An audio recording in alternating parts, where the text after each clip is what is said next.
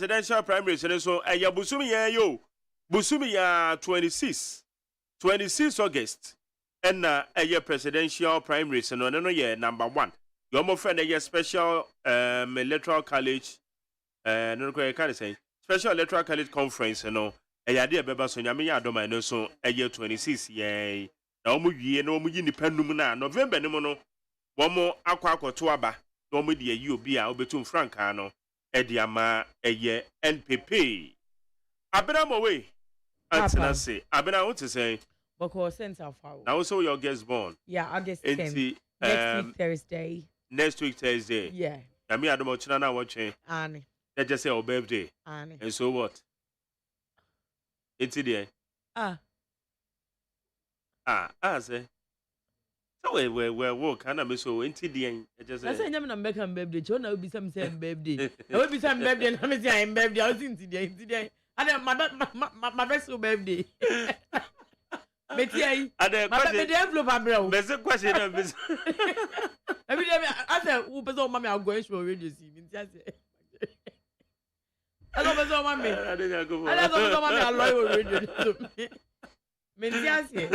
What am I doing? I thought birthday was there. What's your birthday and my birthday? Next week Thursday. And I'm okay. It's in Belgium. Oh, birthday. It's in Camaro. It's your grand. I'm going to be too full. It's your. But two years was a Camaro. You see, yache. They say me soon. Occasion. They say my wedding. If you are wedding, you are. It's a new same the Camaro. No, the Range Rover. And I know where tomato. And when you have to fool, maybe so. It's a cast and I yet to mean to fool. Miss Parker back when I say. Oh, I don't know how about who I say. I don't know where crown there you push to start. Into although the boss so it is room in the bed na engine no stabilize ya and no baby and just say. Hey, just get your grip prevention. Hey, I some. Anyway, so we be go here there. All right. Now, finance minister so say, Jordan, we take a kakra. We take a kakra, but we say, yeah, na me share from my job because at the end of the day, the value is the same. The value is nothing changes. Oh, sir. What? And yet, Sika na kiye be dikura ya titusui. But so about 20 billion. Sika ever ready. Say Sika ye di see and so say sank ye di. At the end of the day, minimum say as the common Ghanaian as I am, how does any of these things affect my life? Okay. You see, a standard of living, a cost but BBI is the same. You see, BBI is the same. But see, I know start. Brofa kesiye. Ma men kwa na mene Dr. Jordan Fe. Ono de oye economist inti ebi ana said ya uhunu na nyasa no uhunu. Onche mma Oye senior research fellow Center for Social Policy Studies at the University of Ghana. Doc, and I be yamo ha. Now, what promote to say? The world dominia me ho yepa. Ye den yankopon ase. Ye be so, ye finance minister. In summer or the betu yenim, wo Ghana mrahye bedwafie. Di nyina na ye mid-year fiscal policy review of the 2023 budget statement and economic policy of the government of Ghana. With general overview, anything. Yo, me kase me bonu top fan. Na answer na me ni ama me ni kind na was this opportunity. Na me tia wati fu nyina. Me bonu top fan be kase sadri no buni be kase we are on the recovery path. Economy na e be fi me nsani e kehye no. Asha afie sorry. Indicators na or the two jano. Sana okay. Na se economy no asase sorry a eba na say na ye target si ye tete so does it mean say sika kra ye de si ye no so say afi wei no na nka ye de bebo ye ho akon ma ya te so ni nti e na ye target si ye tete so ana yo mi obema ma men kan say ye nyina ye hu ade a eto Ghana eye the year 2022 ya obi abepete ebintu o mai bi ada na nya Ghana nko ye US money ade nya no pe ya na me hwe me news France 24 na mo the US economy You want downgrade, from AAA plus to AA plus. Now, I would say the main reason is that a car in the US, about 2 months ago, US had to increase their debt ceiling and stay afloat. For the first time in 100 years, and the US, the debt honoring obligations. And some now are 2 areas. Maybe 2 years last year. Last year, no. When you say, answer na the year 2022. Now $1, ASACB 20 pesos. That is in Quebec as a new crown. Now, can I? Because I said, now, petrol later, no. Here, turn around the star. I feel we understand. And you might have done it. See, I want to know what the command by you understand. I can't ya European bond market $40. Yeah, at the beginning of the year, now your reserves, now you were $9.9 billion and our Bank of Ghana. And I'm sorry, my finance minister to the say, young call at IMF. Rightly so. Now I right. Since the start of now you will see cash import cover of 4.8 months cover. Yeah, the extent said, then can you be to Ghana and will be a thank you, me. I will not 4.8 months. That's an that happens to be one of the highest. That is in Canada because now you know a film, Yanya, Quenya, Uncle Bomusia, our bond capital market. Your dollar Kakai or Bank of Ghana. That's a Bank of Ghana, and the Chia Ghana government. A car about 3 months be a Bank of Ghana, the Chia, a Jina Banam, Chia Kanamai. The Bank of Ghana, Jina Banam, or Chia Sakan. But June, now you see Canada, now depleted. The import cover of 4.8 months, now Tiaba 2.8 months. As a name, I and none of my finance minister, Dimika, that call, I mean, Yakoye. But Doc Bepacho, Sir IMF issue we a yadia say I'm on your phone media, then we are telling them say a many pebi woman lose interest in terms of credibility, especially in the finance minister. Because finance minister the period Ben Oka say yeah call IMF. We are not going to IMF today nor tomorrow. Na edi say and a krata ba bonten say president directing no. Sir Uncle IMF. Which media review at the Bible 2 where ya Wakeka Brofubi will match said yentia na SSA ye call IMF because period in a very short period. It's a one yen said you understand na. Yeah. Yeah. Now you will Bank of Ghana. You found gross international reserves 9.9 billion. And no, the Bia was says Ghana. And my Bank of Ghana now, and my second basse, a $1 dollar or money, or more, don't pump a dollar. I'm a city no edgina. I am a fire coin, your cocoa per dollar, and the most city who buy. The significant reason why any country will go to an IMF or they by addressing the balance of payment problem. Yeah, because I may come my answer here. As I did the most city who buy. The Bank of Ghana and they are the biggest supplier of foreign exchange. Titembiano, I buy for Bobusia, and I start. I buy for 20 gold, and I oil, onya dollars now. The Bank of Ghana, dear Gustav Tuolumu, and it's half for Tuolu, and then the Bank of Ghana, or dinner, also map banks and supply more dollars. Now, me no, the $1 Libya, Yako banks are backwards. The Bank of Ghana and now didn't alpha dollar na my banks now. And my dollar who are then. The dollars who are the pet, not the board of Kosovo. Who's I did be a board and we are dinner. Yana the board.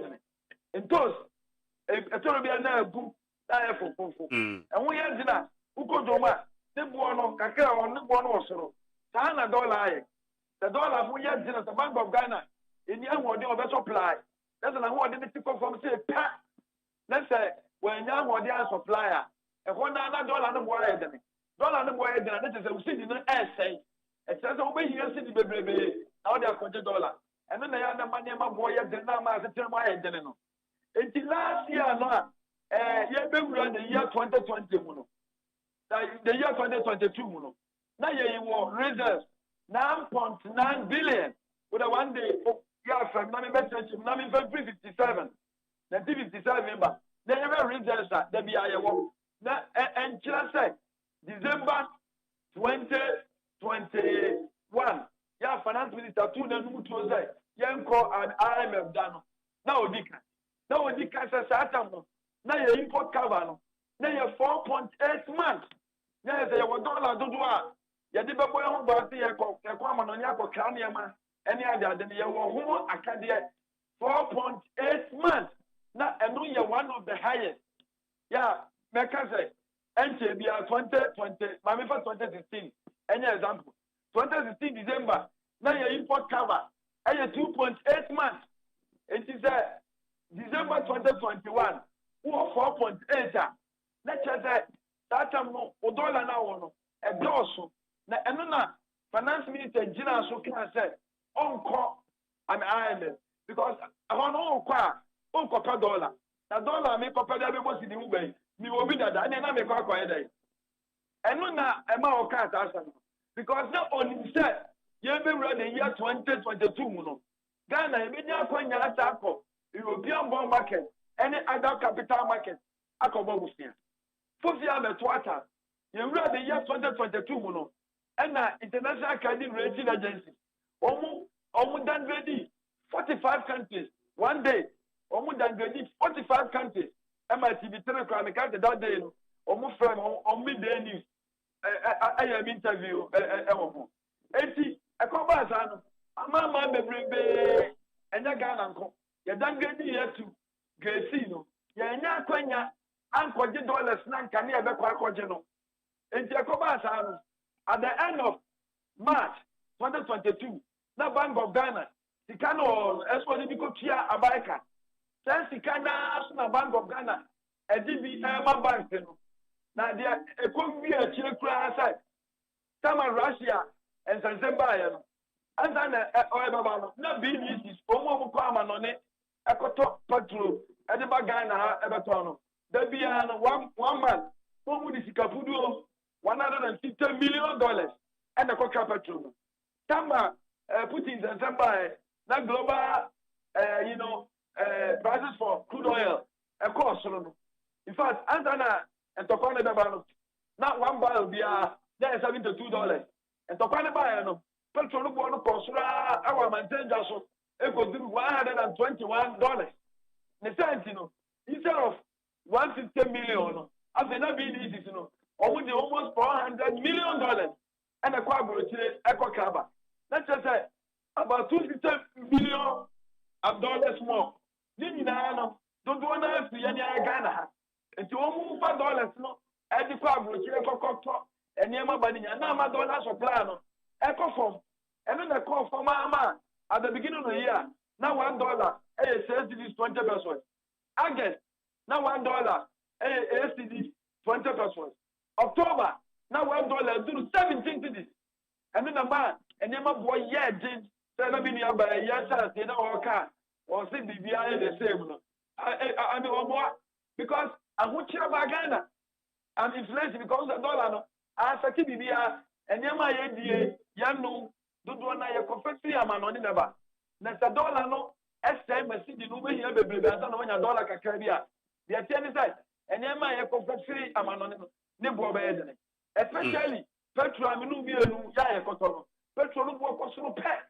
I said, and then the man last year, you won't chili at the beginning of the year, not inflation, and then now 15 something, but February last year, the inflation is 15.7%. I think quite well, the inflation go through 54%, the highest in over 20 years. And see, that never when they are so near the buyer, and around June, the finance minister who said, baby, and I'm $50 abba, and the other woman, no, I mean, $1 dollar, the Minsanka, BBC, Minsanka, there, and you're not the only means I made $1, and they say, you then 10 you to me, can you call an island? ɛno na ɛbɛgu kɔ hia sɛ saa tam na ɛte yɛkɔ mini a yɛkɔ yɛ ɔmo de nneɛma bebrebe asisi akɔ akɔ mu sɛ ɛka me ne yɛ sika na yɛ die no ɛdɔɔso dodo ɛkyɛ deɛ yɛ ayɛnya yɛnhwɛ sɛ yɛbɛte adeɛ ka so paa ɔmo akeka nsɛm bebrebe na ɛno ɛnti no last year November finance minister ɛkɔgyina simpie so ɛredi budget no for this year no ɔde to Ghanafoɔ nyinaa anim ɛne yɛn mpifoɔ anim sɛ yɛbɛdi sika 227 billion Ghana cedis from January 1st January to 31st December 2023.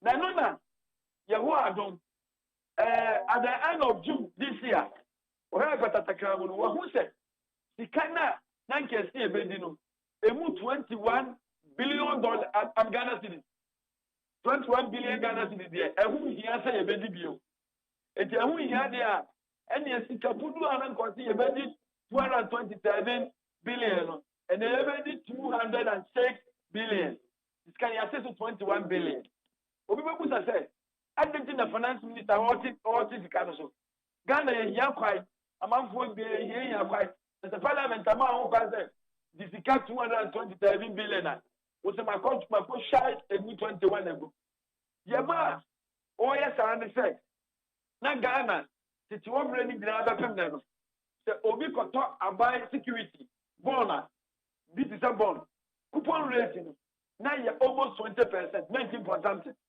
Na enam santi no dia chane say me was the 100 cedis na me the koto abai bona musumi dia asibia no menya mfaso 20 cedis yemfa nze obi di titito sika 10 billion Ghana cedis akoto ababon asibia onya adwuma no bon na ode 10 billion akoto no ababe tia no di amani sika 2 billion na wadi ni kwa na we are interest rate na do so no millions kama Ghana yenya oil na ye jise emu 70% yebedi na asibia sika na benya free farm mu the friend annual budget funding amount yedi emu 30% ni achem yesi efre bibi yedi akwakoto se nchirima ya dati anpa mabi no ya omuso aka an oil bibi ama the ba because e stabilization fund ikana yesi yedi ko sie baby na se dati anpa ma oil no esa nchirima so ekoyi sika no abedi no mini ya kwa America bank ya ko to ya interest rate o de buy 1%. Na wo di usika ko to baabi obi ehwo so ma no o de 1% per na atoso uzu ko ju obi di a uzu mo ni 19%. Enu na ko ba say ya ko IMF o mu si no mu niama na mo di amema amanfo no mo si na amanfo abomo no interest rate about utia no edo so no wa ma amanfo jisika wa hodo omudo ho yi na binia they all say enam say na coupon rate no suti no banks akesia e wo Ghana ha inside say kamenu bienu ye ko se e koto bosia ombema ye bi mebia ye dia do afuo ana ye dia bia adwuma ma oman no niema ayeye no bank no on the second koto bond because okoto bond no 100 and some the kind of 10 billion asibia about the 2 billion and madam wadi no kwa eno na almost say interest rate the enter so choose about as there bibi a friend domestic debt essay is that the abaya that ona omo bon wo nyina no ogini nyina ana why is stable from and interest rate man commentary about musikapudo no what is it and no what is sure and the cabana tonight in November no nanka 21 billion afi no kasa bon holders no komu gini nyina na ani omu eye say ama bon holders that say ama na no abaye etibia ya abintachiramu ama at interest rate nan komu baje no aba from no eno ana yenya 21 billion. That is the first thing and God betua omo and nam to say anything no on for the kanema omubio on for more mobile dia and then who here say Esa akomatika 227 billion na osi ebedi no. Esa wote efrimu na Ghana yakana emene no. Esu tibiti na yankata mu yafe. Na September ya ana IMF almost aba. Sika no de man. Omo afa 3 billion ni nyina ma ejemi ensa. Omo ma emu $600 million. Ama omo say musumi nsiachi. Omo besa ba be yankata mu. Saniema ya ombesa ma 600 na achire no every year bia no omama ya 360 million na enu ni tanye se ya yewu enti every 6 months bia ya sabe keska bi tama pesa bichire enti se sabre no September ya omuba dia enema omba no ebi ni sai ba ko ni sai wo kana emi ni wono anamo ba na watua u reduce kanu sabre so omuba boy abaso pa sentini say ankada bia ya media review finance minister bia e parliament of sika so opeso odi sika bebre this time around ya anko sika tina want to say ya jeje taxes food bia demo die no kra no ya ka de bedi no ya kwati so that is e be boa ma the bonita no fiscal deficit sika ya die any de yenya no the danta mo no ebe ba form na nam say ba form ntino if finance minister media review can say about the 5.9% e kwa sa dia na aye atade enti nam stand no say IMF for no ba obu begina no so aboya ba so ama sika $600 million a year no obu sa dia ba he obi ba can say na eno eye the money ya ni say me ye ni aye program dada yeah say pet ye bo ama economy ni nya ba bi ni na ti ade ba ko ha ga ni economy ni say eni ma dudu aye di no ye crashry amanone this time around no ye pet ye sisi factory ye pet say ena me no ka say Toyota car assembling plant e wa ha enti take bi ke ba ko Dubai I control Toyota Land Cruiser no and now wait to be out on the Ghana hand enti say na ma na ba ha ase no o de ase na ni say opesi ye sisi factory be o bo am transfer no yes this factory na niema bebreba da bia ye kwa amana ne koka no ye bejai ye timi ye bebrebe o ha no na amana mam for mu ni adwuma no o mu ni adwuma nipa bebrebe nya adwuma more people can pay tax nipa bebrebe timi tua tax aba revenue ne be kosoro ama Ghana ye timi aye self dependent that sabre ya tambia ye beni ye ba no ye koka emwa ma ye se ni nyina na bia ya $1 ni na IMF for e ko ba China na timanfo ohuna mane and na school and koda ombal gomi na chero made o chela dia we 10 years no one na adwuma ni ho and prime here ye ko China e ko fa toothpaste ye $1 e ko to toothpaste e be yin ya sim e wa ha ne de wutimi kan ti job it is timi ya sachaya na ne ma dodo na ye ko amanzanja skoto emo anyema bebrebe aburo bebrebe na ede ko fa fi ba bi ba tani me nye timi ya kese no ha na ya do the factors bebrebe na aburo tie na ede am eba Ghana disanye say no abai ene anaim ene akuchi nkata anyema agunkata so say ye hwese omu be sesa ne nyina wukina eja me fubai omu be sesa ne me nyina ye so omu bo say ye be boy ho modern say ye reason but doc me pacho IMF for be omu ba be hwese no ma ni nyina no are we making steps because they are working nyina ne ye downfall like ye de na mu yo won say wo hwe asase no wo kan US yes ye nim say wo mu nyina ko haw mu wo hwe aman akodo wo makom but yen share to say from your board so we are counting about 2 digits. Bauko US are saying one more ton about your coffee one that Baba compare your honey are converting into dollars. Of it say meno to me ordinarily no, it doesn't make sense. Say your best comparison no economically. So say this eternity. One more question, are we making steps? Say yes, so yeah demonstrating at the actual IMF for say na. Ye pese ye because when ye the kan ye call IMF ni there be ye call ye be stabilize the economy ye be stabilize the economy e dey mfa so kra na dey abrege when so what is the assurance? Sampa a baby stabilize the economy. Meaning I cost 17 tons. And I can say you can't do the same old things every day and expect new results. 17 tons na ya company na ye ba adeda na ye na ye adeda na say ye kobo busia na dia ba be yi kwai na ye sare a na toothpick ye ko China ye ko akofaba so much as there new thing say and na America no that abani je say na o ye no wa ye na dito percent agricultural sector ATB atum pon or modernize agricultural sector. The manufacturing, especially, you see factories, baby. The Mamika and San Quasam, because I'm a mention there, the Papa, be a friend of Dr. James Tata, or by my class, I was huge. I'm a cassava factory, that was Central Region, baby. Savinia, get me a son and cassava eke. Cassava and Kua Bettinia Magana Atupon. Sent to say, cassava industrial start.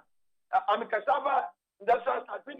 If you ask me, the car, ko amansa motomuno enya asafo ye kotodura enura ye sitotoi peo se ye nanu mi dodo na the start ye ni ma bebrebe but ye ne te kwasa Ghana ha factories ni bi omo ye aduma industrial cassava start no omo ko factory baby neba wa bra ye wa sase e betumi adua entina no akwanya amba ye senta abanye no ho na fa wandi one life no e mo mfa ni agro so omo tibi echemo kena na sa de ye na sa na ke kwa kwa fi baby no obi ye ne ha e kreti to eno ye dabla me no ke na wo ka asem bi pa sa about the oil no bi ne ho mo e na me no ke sai etimi tu ankra maku 173 barrels Yeah. ye cha se ye tu yo ye wi a ni asista ni nyina sa de ye tu ne friend crude oil eno na ye friend ateche ye se sa ateche no ni adi agu ankra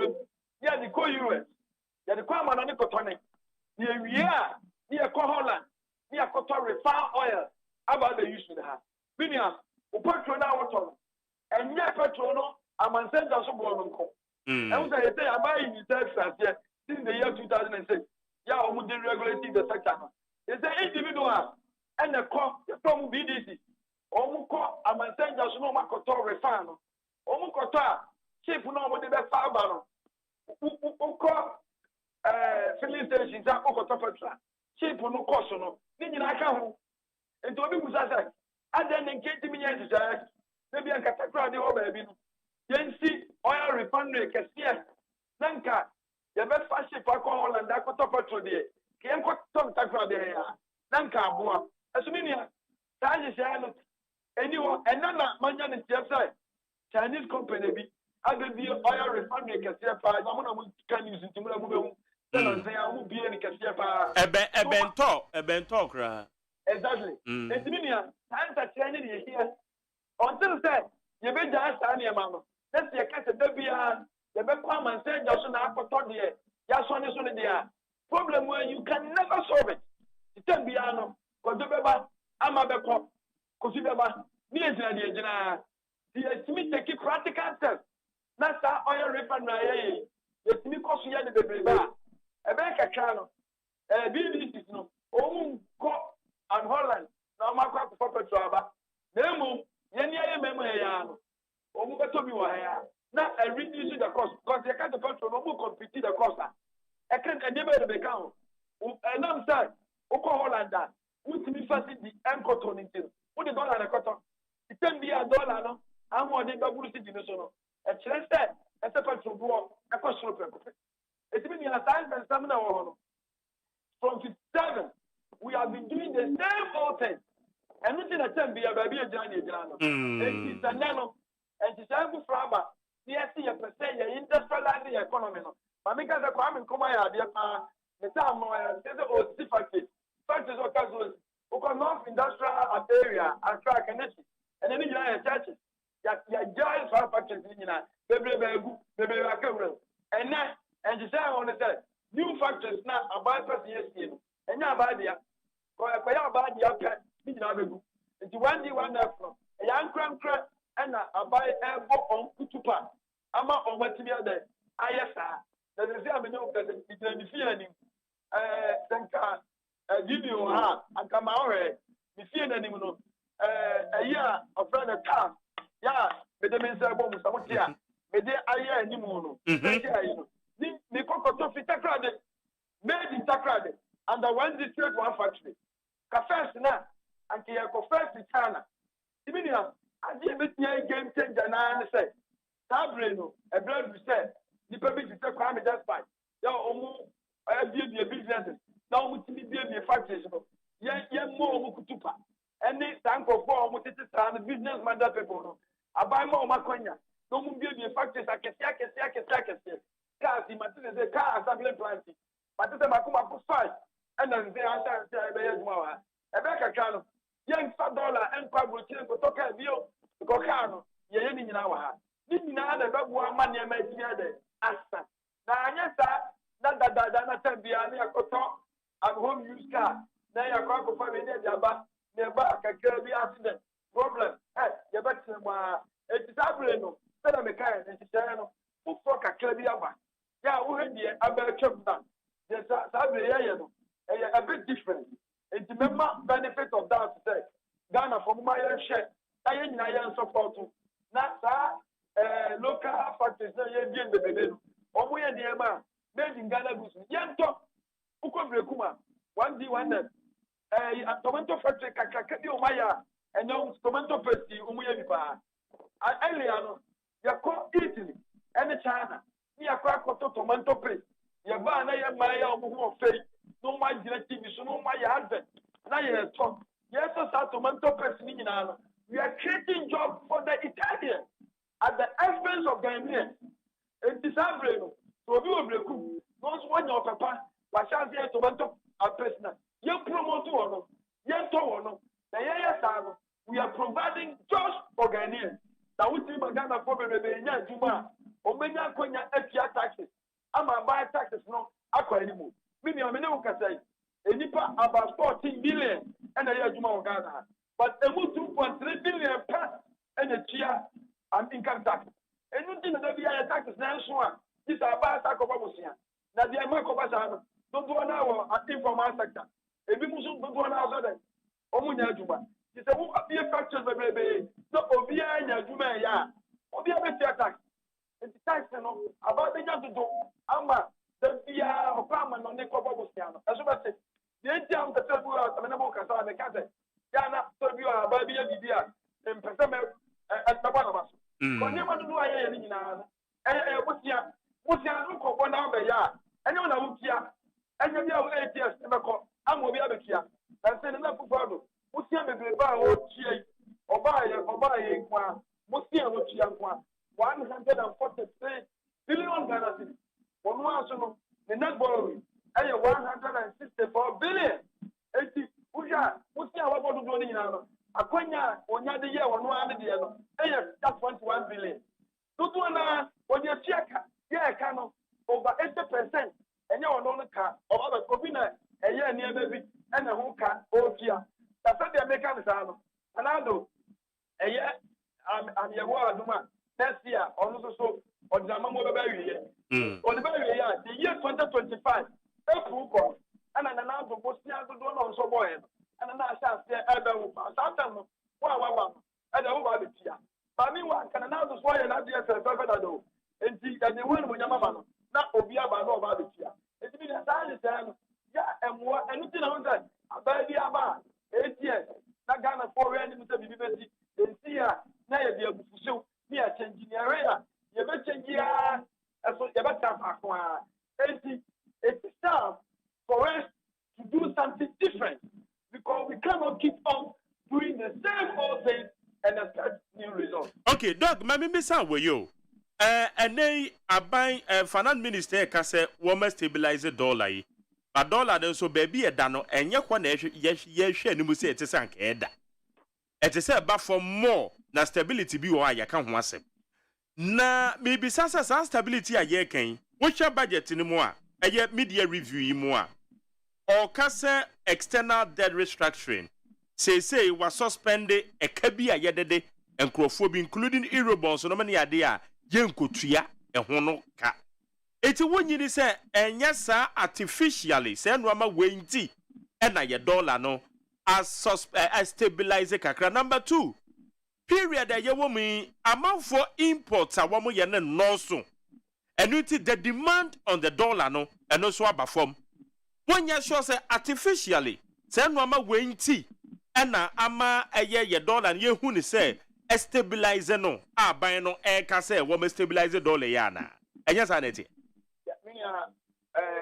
Yeah, to some extent, I will agree with you. They didn't say, I did according to from Papa, interest payment. It's the abans on the count in a fact, $1, any foreign currency. It's the time here, Yakam on near no much put down, not a canon to the Piano, and no one to Kakama, a young Gian said the Nanka and Kedi Piano. And that Wama and Bank of Ghana, on and sent them emphasis to do and send Ghana. And the honor of the way out. It has, I mean, that's not about that. Okay. Another one they said, Ghana, Santa Bibia, there were 2 periods. Ghana, you know, as traditionally, there are 2 periods. Yeah, 2 periods. One year, you know, because of the demand for dollar. That's the first period, during the first quarter, yes, the end from February to March now. That time, no, and a multinational company, which is Antien, Vodafone, Tyro, Cosmos, and Energy. That and companies like Casino. After that, Oman close to Omu, Area Bibia, not a random Omu profit Omunano, Omu to meet the cop, Omu home country. It is an profit Omunano. Occasionally, they buy, and yes, it is what they call. Or better standing into dollars or their cop. Diana, the border from so, or per se, or the first work, but if I can repatriation of profit, or yeah, or the so better stand, or their compounds, nor they come. And the year standing in armor, Nama, demand for dollar economy, a combustana, now my dollar no boy there at ISM. So there are almost a bit as a name of price, and your bastard there, and saying almost a billion. Every March, Piano, Yana, then a type of view around September, October. So, yeah, it's a said, dollar no more than asking because I'm a citizen. Same thing is that, and I'm said, and you might do any other day, I type of free. I'm on it. Not every deployment, December, Yana, a judge for around September and October, and no more dollars, baby. From the Cocanema, or Modeba, other 20 at Ogoya. And the Brunia sound of everything Buama, a dollar and everything. And the Ocacano, and nobody has been to Sabria, you won't win. And the person is that, I'm very young. But my own sister, Marchiano, now you're to me after civilization. That I'm leaving to company, but their profit. This is not stabilizing. I think I said, I'm a stability, no, and your confidence level and the economy in Mukaka. That's after my rule at Wufuno. Because the indicator loan now, then Sakra, now I'm a Bank of Ghana, and now I'm Montana, and now I'm almost and also FYI.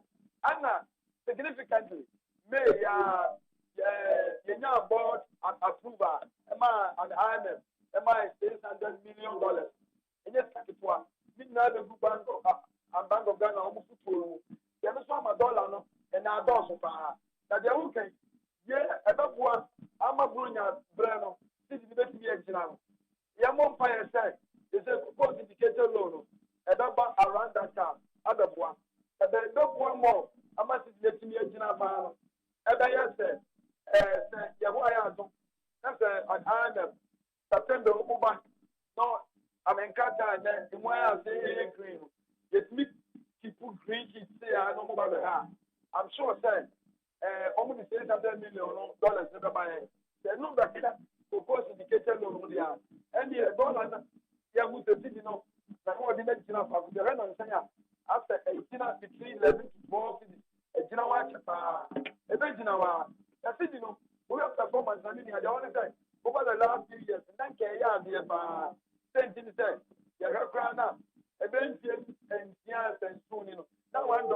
it was a little over 4 cities.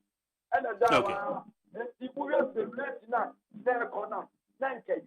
Indeed, and we have to know this. 2021, now $1, 5 cities of 85%.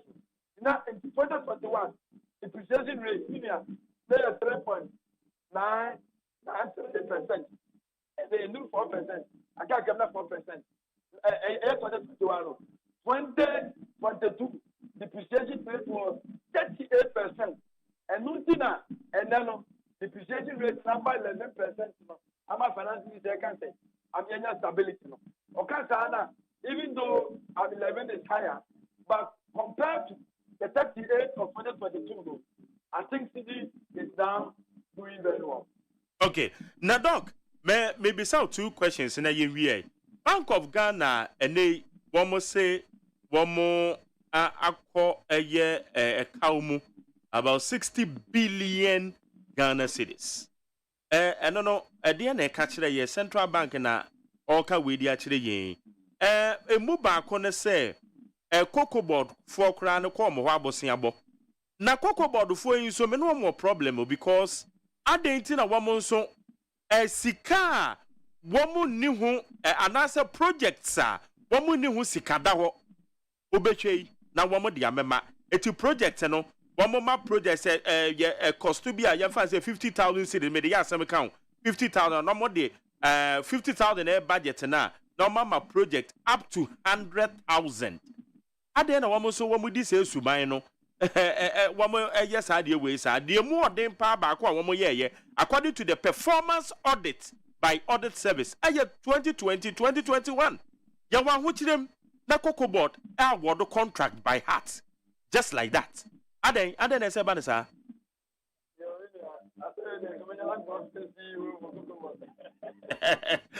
because normally be one dog na yen chana ntiase o yes say ya wan ahu chirem eti aban de crazy ka odi ne wate so eti yes dey na cocoa board ono no dey also oma eye contracts even your public financial management act in mu a say contractor sika na ho no ye award sa contract ni tiamra na womo timi award contract na ma de boro so na yetete wo hwe no what does it mean to economy yo me say the brano economy economy no the mechanism and change every time I think I'm back home, but this me it would be about the Bank of Ghana. Hey, Doc, I'm the baby. What question? What can I question? Kakra. Okay. Okay, yeah, money did you say? Yeah, I mean, Manya, yes, sir. You go for the Bank of Ghana, yeah, it's so. Coming in the Parliament, it is out of the it's the Bank of Ghana. The way it's different. Say you can't say EcoBank, you can't Ghana Commercial Bank, any other bank. We say minimum capital adequacy ratio. So we need minimum capital adequacy ratio. They should be declared insolvent. They would declare one as insolvent. Then the government should take steps to resolve their license. It's the baby you are. It's the bank to be insolvent. And my yes, it's the land. That's the Bank of Ghana declare losses. Junior, idea and so we are almost cut them. I still almost declare losses. Now, significantly, the Ukraine work at Cocoa Board at the bank. Cocoa Board money at the major reason why we are where we are. The major reason why we are where we are is that many of them I buy a Ghana bank in the bank. In the Bank of Ghana. Now, they only said, if you are all expensive, you are Kupo, you are Mel, you are Maham, and I Kupado. When you obey Ghana, or be over Babiano, bank not a bottle of Bosnia, but who be you are, bank in the bottle of Bosnia with you. The bank is any idea, or what a guy, or what guy. It's your Muslim, who are Ghana buyer, they can't get as well. A move 77 billion Canada a car or the Bank of Ghana. It's still beyond an IMF the Baba or a Ghana, a car minimum.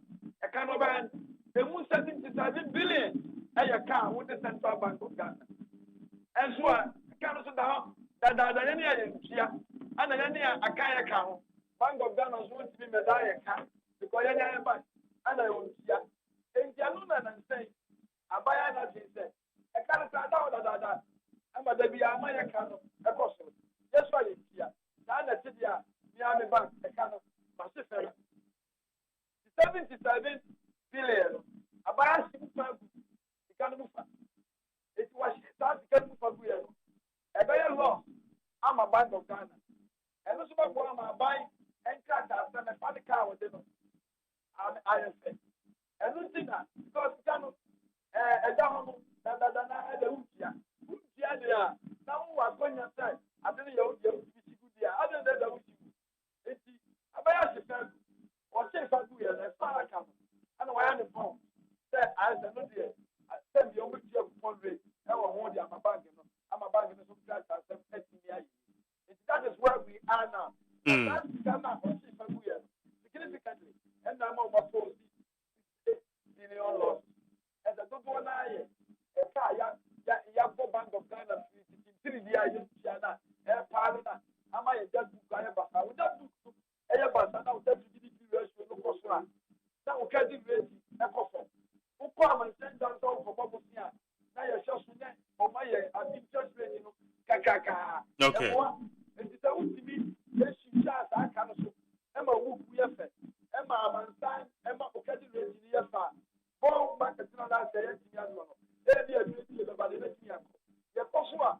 And now, sir, book we have found, the command an interest rate over the bedroom. A buffer, and look what my economy, 8 million space. Emma, I buy me a year, and of course, it's bank and interest of Media.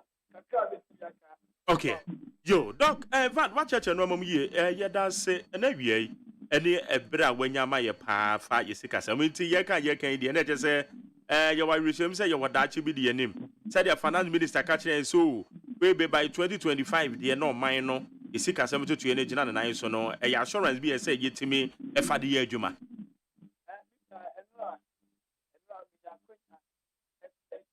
Dog will voice and a call. Oh, sorry. Uh-huh.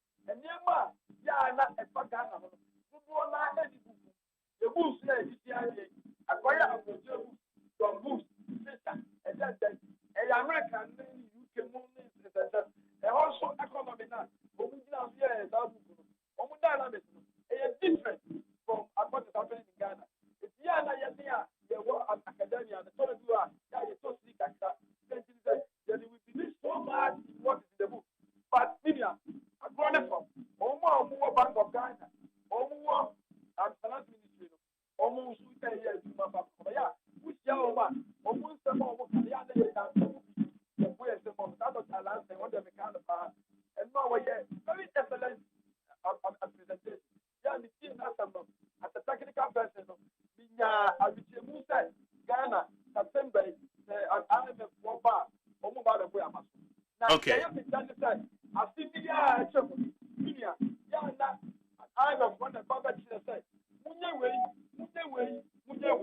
This time around, the difference is that we have told them we want to do this, we want to do this, and we want to do this. They see, and I'm saying they see any area of now it is in alignment with what we are already doing. Yeah, man, yeah, and I have to say, I do have a cat and I have found the side, and only it's here, and I'm saying that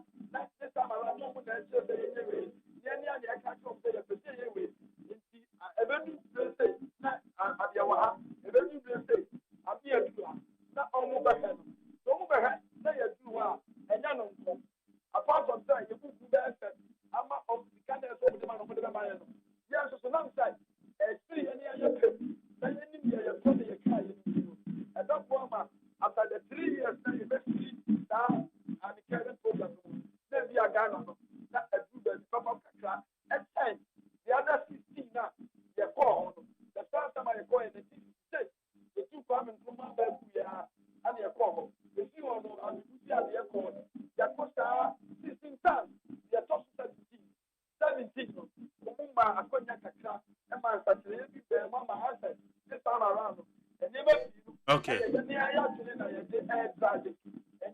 I'm in position. It is more about what we want to do and not what they want us to do. If you would give them a percent, they are yelling about the year and nearby. Yo, Doc. And then we are say any comedy on the pa solid. Yes, Yakobo Shrapa. Yene a year Dr. George Donfe or ye economist, senior research fellow, Center for Social Policy Studies, Seoul University of Ghana, on any no, Edin Common. The community in a year mid-year reviewer, a year finance minister, at the Cocotu Yenim, a year mid-year review fiscal policy, and as a mid-year fiscal policy reviewer, or the two Yenim, in for a year budget 2023, and Sakraya no per se bem. This time, Sika be the crown water so. Any and normal water to so a woman, your baby on person with your mind could the home come on and I get for you in for 050 372 1744 050 372 1744. Me may say Sunny immediately Mark Jerry or Sayajo and Mitzinamo, Eddie Mamma Father Cabri from Paul Manson. That's said a bit kind of two when a Jordan yes, and come and say, offer any a year the Physician Association for a Ghana Physicians, a Ghana Physician Assistant Association. One more equi, one more bad, one more how baby rabbit too. A young man and name Nanenso, that they can't say, and no better us when they know. A idea, your mammy in my plan, Waba, and or your communication team member at the Maya Ghana Physician Assistant Association. Kofia J is your regional chairman. A Greater Accra, right? Okay, Greater Accra regional chairman. At the Ghana Physicians Assistants, as I say, Kobe Mwakaba. Yeah, oh, yeah, dear. About the Darama, yeah, Yo, Adiema, was your Mwakaba? Also, where when you see the city, then just on where good. Edward the Asian Common and someone of I shall see now. Yet, share more challenges, sir. Mubum, a quack, say, a Juma Physicians Assistants, a Yedeboa. Ya poem within no recognition no a quack say what form. Now come away because Muko we made the chipa, Menamo and a dure, more former yes, regional PR. In fact, made the chili year per years back. And I know who the NTA and no maybe or why, yeah, teacher, you who say, I did what they say simple. And I didn't see, and I say, Yakokashe. That's a miss about you, man, a more yana amount for news. So because any Obako a year in Crassia, Benom, Croquet to a Benom, nominee, Adiano. More physicians' assistants in a more year, Juma.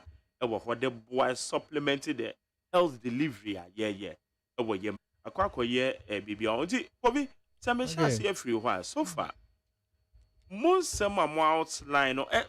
What is the real challenge? A DNT now, everybody said, ye training mo. Say, Oba boy, health delivery. Now, everybody said, and no man more should say, some Musumobenia. Now, multimedia deliver my best at their support in Aquaco. You made us, my Jerry, Mecha, a tifro, and your form show Facebook Live, you know, Mecha Ghana Physician Assistant Association. Any physician assistant or more on my baby, or more Tamale Teaching Hospital, any secondary hospitals, about district hospitals, about health centers. Mr. Artificial, I'm starting free teaching hospital because physician assistant, you may dinner aiding, and yet. Primary health care, maybe more secondary and tertiary levels. Okot tema teaching tema general hospital. Physician assistant Edimutin to my Rich Hospital, Madabraka Polyclinic, Achimota, Amasaman. Inti Akamea say a Katia across. Just say you do drona ever the primary health care setting. And the secondary, tertiary and I Shadan no so. Then they okay no. Yes, no. Sometimes they cry and one say your issues, sir. If you say anka adiwe adia as say enkanta say edwuma de dada and say anka ne yehu because say na wokan but maminka asem edwada no ye pie na ye kon ye say panelist no na omo ka ensem bi but na omo nti yensem ni bi ase ade na omo kan na wo hwa contrary to them panelist ba ko ka say because a physician assistant in say ye supervised in fact if you are not against supervision I will hold it out. Ghana Health Service, Ministry of Health, you will supervisory model I will hold it out. Yeah. And you need doctors and you collaborate so much. And you know, who say Keda Bia one levels into a physician assistant, to a senior physician assistant, or a principal, deputy chief, and a chief PA. So doctors and will be nurses, will be lab for will be. Into be on the reporting lines, supervision echoes. Now, Empono, your medical superintendent, or what district, or your clinical head for the district. Okay. Intino, Bosumi and Sambia, that's every quarter. You will be a friend of supportive supervision. Almost supportive supervision. Emma, ebe share and you may dim, na ye no more discuss baby a touchima. Oh, na ya remedy. Enti supervision, no, I will hold it out. Enti no, no more can on tell say, the fact say you didn't assistant at Sosono. It share definition na, any say definition I will honor. Ye assist you be because exactly the point. But you say nomenclature error. And I say for want of a better word. Uko East Africa, you're from a clinical officers. And your medical officers so it's medical officers in doctors no and clinical officers no so and so physician assistant from because the assistant tagging into no so bit now on oh in fact there was a time on one of my sister stations or say Oko hospital a physician assistant no mo yi folder Emma doctors and any other on tiase okay and so be on pa kono na physician assistant kwa and a shen our fan is standing medical officer no no yensem na ya tiase say na me kan any doctors no collaborate pa United States of America omo de physician assistantship ne bae no omo no ko doctor ne PA no omo nam bom no omo class so omo jai supervision no collaboration because I realize say and you say adwuma no na oye na oboan but omo ye adwuma no bom who says me bow a difference say me new ye bom wo ba ye Ghana says na more of ye bom than say o na oye adwuma na me bow but they say I can say physician assistant ni twi din dey say Jerry so bit my boy is that moment na twi ni dey na be din ba ko be generate entino so obi ba hospital na adwuma na wo ye as a physician assistant na any medical officer na ye e pe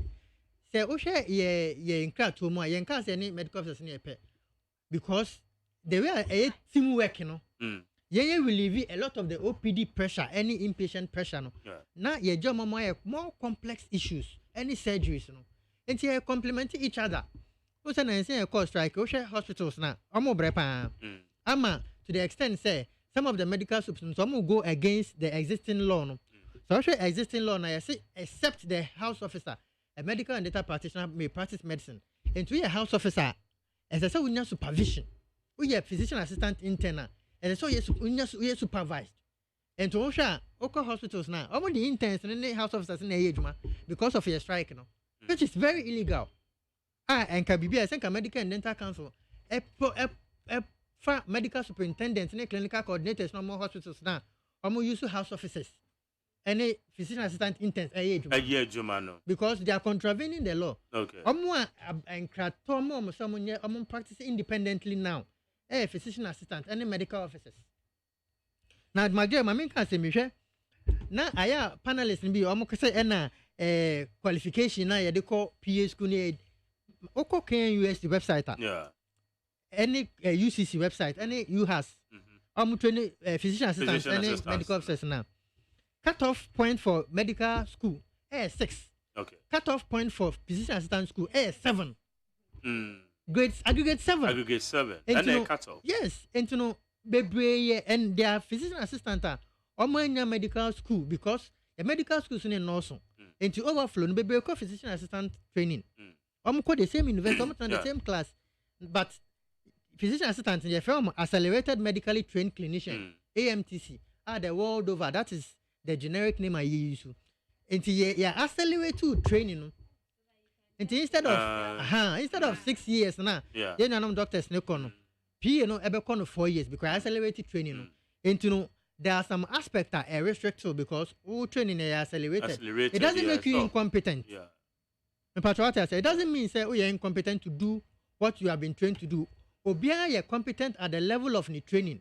And me training allows me to do certain issues dependently and independently. Dependently means that where I fall short and ababia me training do na any me job description no. At the time I refer my menu now or more years. And this has been in existence from time physician assistant by 1960s. And in your levels are your see and my young doctors and so much also. Even in the hospital, your co-ward rounds boom. Your review cases boom.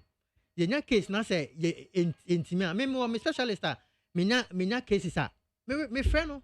Okay. Doctor Yafe. Me friend no say oh boss, me case be no me dey ascend no. No okay we any say. Collaboration. Ye collaborate on all levels. But ebu okasa oh ko fiwe dey fani bra na me hwe no. No ma refer na ma no. No ahwe na patient no matter no. Enti collaboration e wo ho didadida enti say no. Ye nim ne enti a ye regulator pese odi ye ko te say enkwasum bi supervision. All in the name of supervision. Eno no say o medical officer ni ho a wonti me hwe case no.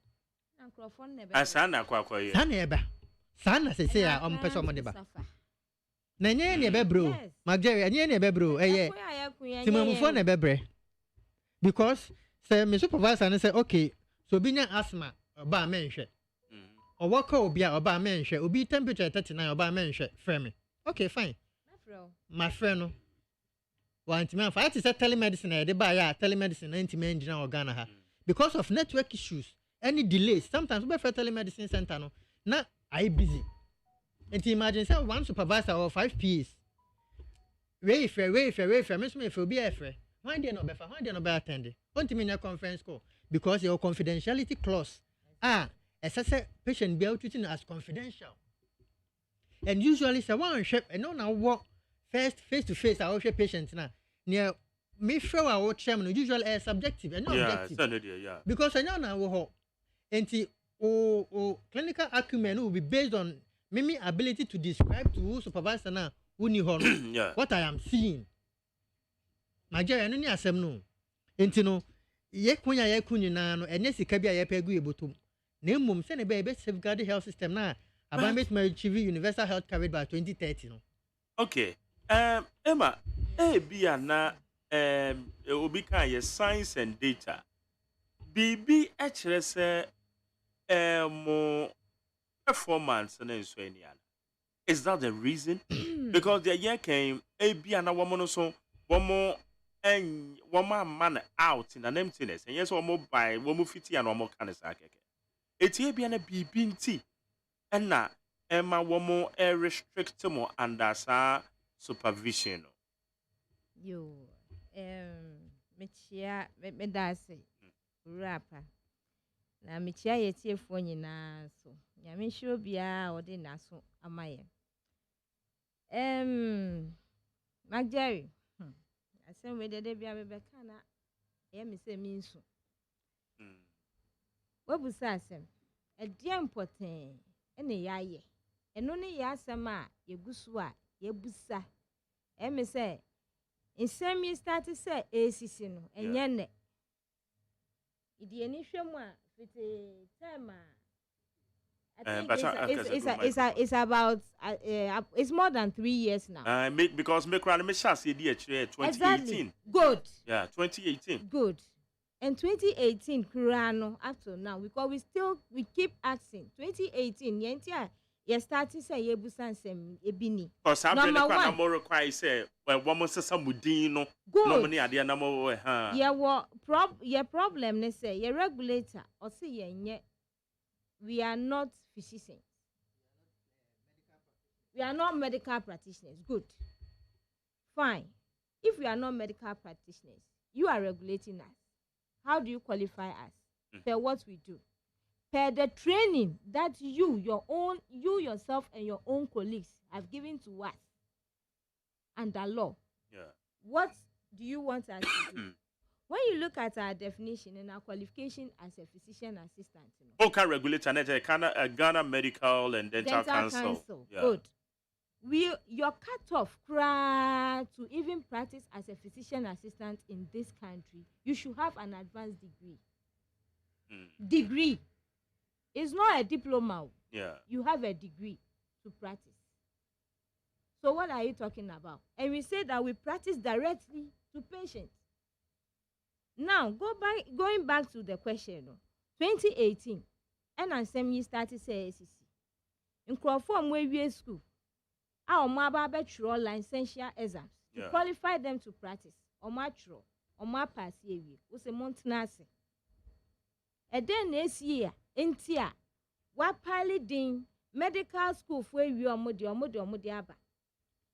Physician assistant force the omodiaba. While license you now, what the vacu list a quackoma by say, Giomo, no more wejuma. Nkayana dear, won't few. A 1 year started say ye busabus and sem.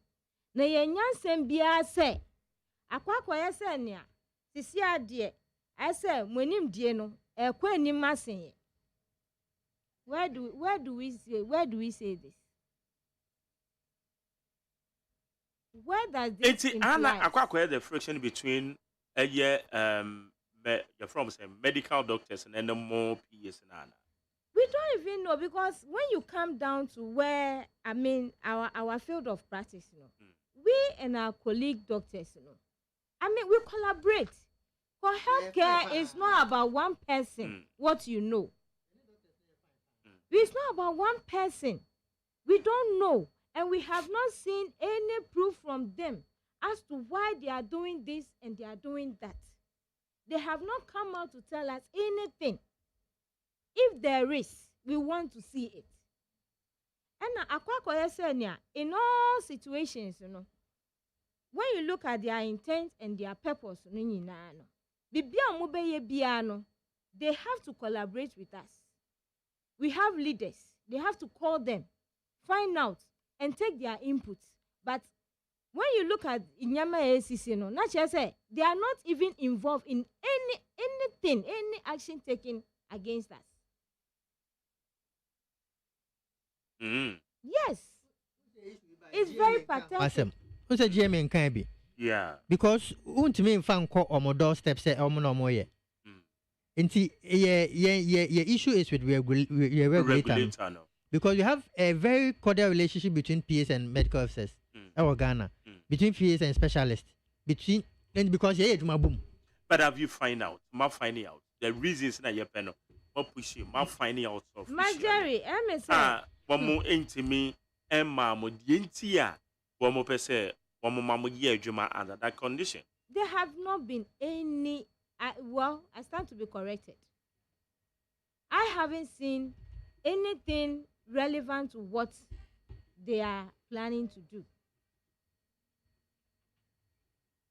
Okay. All right. Into the way forward, now, how do we try to first of all, Mudina Kasa that's because make I mean say no much here. Oh. Sir, Mudina Kasa damo so cry say you're from a physician assistants in a crown. Na mo pesa kwa mo sending. Ai, Magere. Mami tackle e hon. Edini issue name change no dey akosa. In fact, they even they called Parliamentary Select Committee on Health. In fact, it looks like the assistant tag can help some people. Mami tro. You from clinical officers no more Kenya and Uganda and others no.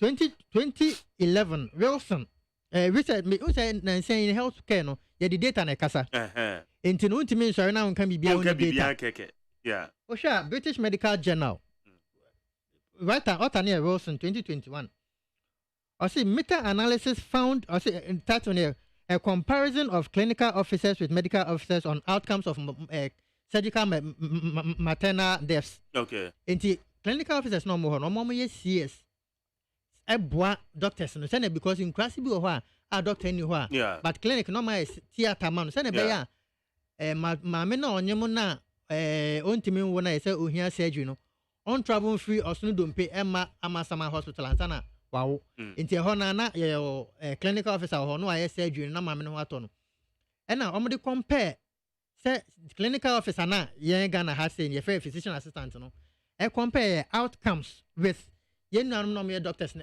Kenya no. Any other African countries no more clinical officers no.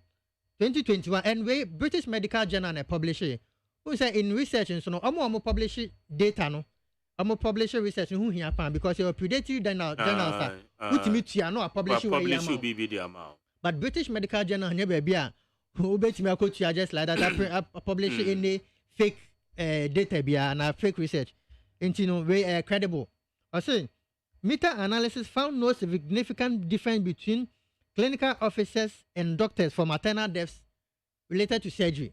Into no Ghana yes surgeries maybe.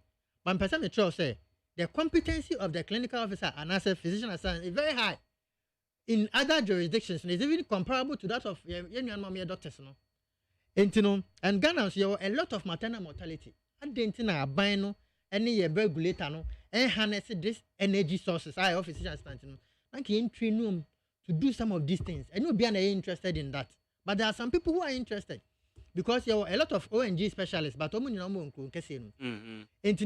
mortality rate keeps rising despite effort buying any ministry here. But because of some of these things, my mentor are there back on so send a data na kasano. As I say, you harness the clinical acumen, any clinical competence of physician assistant. Yeah. Now, so your regulator is seeking to rather downgrade the down, and then the higher no. Say Billy Bar. My mentor on the consequences of the bill say woman me kwanya. One, eduma na na so beti. Anka ni papa man say sanke high because eduma na say to pay near the same. Majority na make say. Say oba na say oh, majority na dey oba man interview tina hwa na ye Facebook opon ana wako. Boso so na begum. Sanke we ni budget. But odo ye woma ye eduma na ye patient na ye hwam no. Because in your assess baby, ye juma bebre no, ye baby any pan bebre no, underserved communities. And yes, any community, and yet community no more. It's a money me pa. And ye juma no so better. So tia and so ebony. One, doctors no ever clothes no be cost pa. The doctors no work clothes no cost ra. Obenya burnout. Your physician burnout and a health workforce burnout. Obebre. So one kwa we nipa be 50, 60, 70 a day. Obebre. And what will happen is say, bra, quality of care be from. And anka umbre na eduma na ka doctor no ye na ye nim say of a good quality no because we are brain into no the quality be from. And 20 mean all the full clerkship. The physical examination so be compromise because we are brain 20 mean for no. Na say we say minim say media na ye nwan ma doctor for no 1 week pa ye call strike. Omo bre pa. Omo bre. There's someone that's all striking about. Patron you go sujinem. Sir. Because you anticipate free the powers that be ho. Another thing is say physician assistant in the honor say doctors no kwana eduma. Government expenditure be increase. But I'm saying say yeah share OPD who 1,000 doctors now 1,000 physician assistants. Doctors no salary ni higher than physician assistants no. But there are some eduma bu ha hu here doctor na ba physician assistant bit my no perfectly. But the only physician assistants now employ more doctors. I mean that they be able to doctor no 2 CD. Now to physician assistant no 1 CD. They say we be 20 instead of 10 doctors 10 physician assistants no. We be 20 doctors 2 CD. Instead of first we be 10 doctors 2 CD no 10 physician assistants 1 CD to do the job for you no. We be more doctors more salary to health expenditure better than cost. Now supervision no dey ba no. So me a doctor na me supervise obi a. Me supervise no just like that. Because extra duty and dey ma doctor no. The doctors would have to be given supervision allowance. Question is the health system able to pay medical officers supervision allowance or not? Because me come here a doctor na me supervise obi a. That's all time allowance. Come to me near money for free. Because supervision is a very tedious work. It means that you are liable for unpacking mistakes or being and only legal implication of supervision. Another thing is say, more underserved areas, numbers of us. So, okay, last year, last 2 years, last 3 years, ministry, any Ghana service, any district, regional directors be, any district directors be, but say, you proceed, you medical officers no come facilities now. My district now, because they are underserved. The problem is that, say, when you're a doctor, no, or you're more Accra. Ni mabeko school papa wa hasei obenya social amenities ni na ohia bibia ministry ni and obetuma ko school ntem because Ghana College of Accra but say our fumbisi ana pusiga ana mamprugu do overseas so difficult so benya locum aye for extra no ye part time and difficult so be Ghana college in term because I'm more and so I apply oh how mo network no what media I research online ehia dey pass part 1 and part 2 I nyanum doctors no transfer no makọ Ghana college no oh enti no underserved no ebe because say physician assistant no doctors in Kwana wo ho enti no wan ebe kosa ekrum ho no ye call ministry last week Monday no Deputy Minister of Health, Honorable Deputy Minister of Health. Ono ye MP for Daboya. O sit ne ehonom no. Obi eni ho physician assistant na ehwe ho no.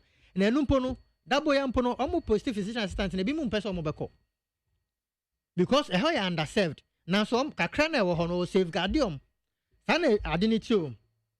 Ade ba kon so be asa be suffer ne say data na ye generate to lower from primary health care no. E be suffer because physician assistant omo yes some district in charges omo facility heads no omo ni community health nurses ni public health nurses ni health information officers no tena se validate data no now physician assistant no sign off near the district ya entire dims ya district health information management systems and only your health data you generate to Ghana about 80% you generate to a lower level no it is a mini honor se me validate data na data quality ebe sofa data completeness and so ebe sofa eno ni asema ye ka say yanhwe ye a ebe ha man no last week na me ka say Canada recruit a lot of physician assistants because some person reduce health expenditure and then ye lower middle income country normal exactly the point but ya crown Ghana your health system and we were exposed due to COVID-19 I mean you say you no me bebre aton suom your healthcare delivery Magari COVID-19 no yeah physician assistants were at the forefront oko ganwe sa yan ne ye adwuma no ene de me ya we pa na unim say ye be medical and dental council the bar last year for the scope of practice enu mu no almost say me physician assistant me nya condition bi a me refer ma midwife no but me na COVID-19 dia me hwe nie ewu onim no dia me refer ma obi na nie ewu wom ne dia me nkohwe some eno ni asem na ye ka no anyway how you need 100.9 abusia say we ni dia physician assistants one more strike one more how one more can say aban no e the bill no one more e the akoto parliament ana bill ni there I say obia person obeka be bill no because you call ministry no yeah papa yeah registrar yeah CEO our medical and dental council by us onu ka bill no person ohwe na ewom because omo draft bill no call na call cabinet no buy no hu Deputy Minister of Health and Honorable Deputy Minister onu say bill no onim say one legal department na head of legal no eni ho ada na moment na draft copy ni bi ahwem no yenya informer ena o send a draft copy no na draft copy no ena emu nsem no ena mo ken amonya so wo ma amende e bia na normally be ho mo kan e bia na wo ma amende o yen sesia no yenya sure say wo ma amende because anka parliament be ma ya ma cabinet memoranda on be advertise say inform memorandum right na yen so put ya make here input but as at now no cabinet mo man kasa no de mo ni input bia o yen input o say anka ne papa mu a o amende ade a efa obi adwuma ho a stakeholder involvement me call school me policy so before you change a policy or anything you should involve the stakeholders from the beginning to the end say na be ya omo be only policy no matiase omo input no afa na why den eno no eba na ye na ye ti ko benkrom but we ask ketasu me so bi o hwe baby say why na mo hwe no so be ka baby sisi ade ye ni hwe aban no de ye ma ye register yi na ya de nyina mu no ye hu se ye cancel yi ana regulator yi oni mu aye mkwan bia so fitida ye de ye ma no ni ye hu puntu bia wo ye abrabo mu ye nwa no mu titifie wako school akọ wani ma o se mi nji ntum onu so a on ma career progression bia inti da se wuti baby a wuti na wa hu se o we se misua de mama disua so enko nim na metime fa nya medwuma wa wo de usika akwa de na o te say o certificate e wa motom na de ti consulting room Omato majeje enti no ne aka chi aba ne say yesre no na minister honorable Kojo AGYEMAN no nka bibia nkyerem aw yenti honorable ano say for how long the Marco strike ya pe o de magdari masem a me pese me kan ne say ya pese ye free MDC no mo form cancel ne so ye mfa ye cancel ye nkope cancel ma ye ho enua ne ya asem yo ye strike a ye kono no nyina ne say sisi ade ye nyina ya ti ase ye hu se fiti da ye join regulator yi ya ye hu se enya de omo nyama nyina omo ye ne omo adwen nyina wo mu kita no eni moya wo kwan bia so enti obi a wa on pese wo be ya de no wa fo so de ahye no de bibi papa bia emfi mu mba ti ya sem ba ko pe ene ya sra ban se sisi ya de ye pese ya pe ya cancel one kasa musomunya mo cancel good on regulate from my na MDC de onu aka fitini dada mu dada ye di nya ma obi so aba onu di ne de ye kan inti yesra ban yesra ye stakeholders nyina MPs your friend say ahemfo no mu ahema no mu ye MPs omo wo ye we ye constituencies nyina obi anfa na no nhwem obi anfa na no enya sa ti memufo no ene bebe so far because ya promoting no asem so na yes now we for how long Marco strike in 1 week right 1 week hey now ya announcement kura emanka ye say this is our plight that will be even labor commission money betna ase uhwe kura na me nim say o motena say adwen the attainment of universal health coverage. But WHO is very almost say sika was anye ihu. My make say me try na menu aba na kan. Okay, yeah, then I'll be can. Say self-regulate self. Now medical and dental council anya ka say any medical practitioners. Nti e den o.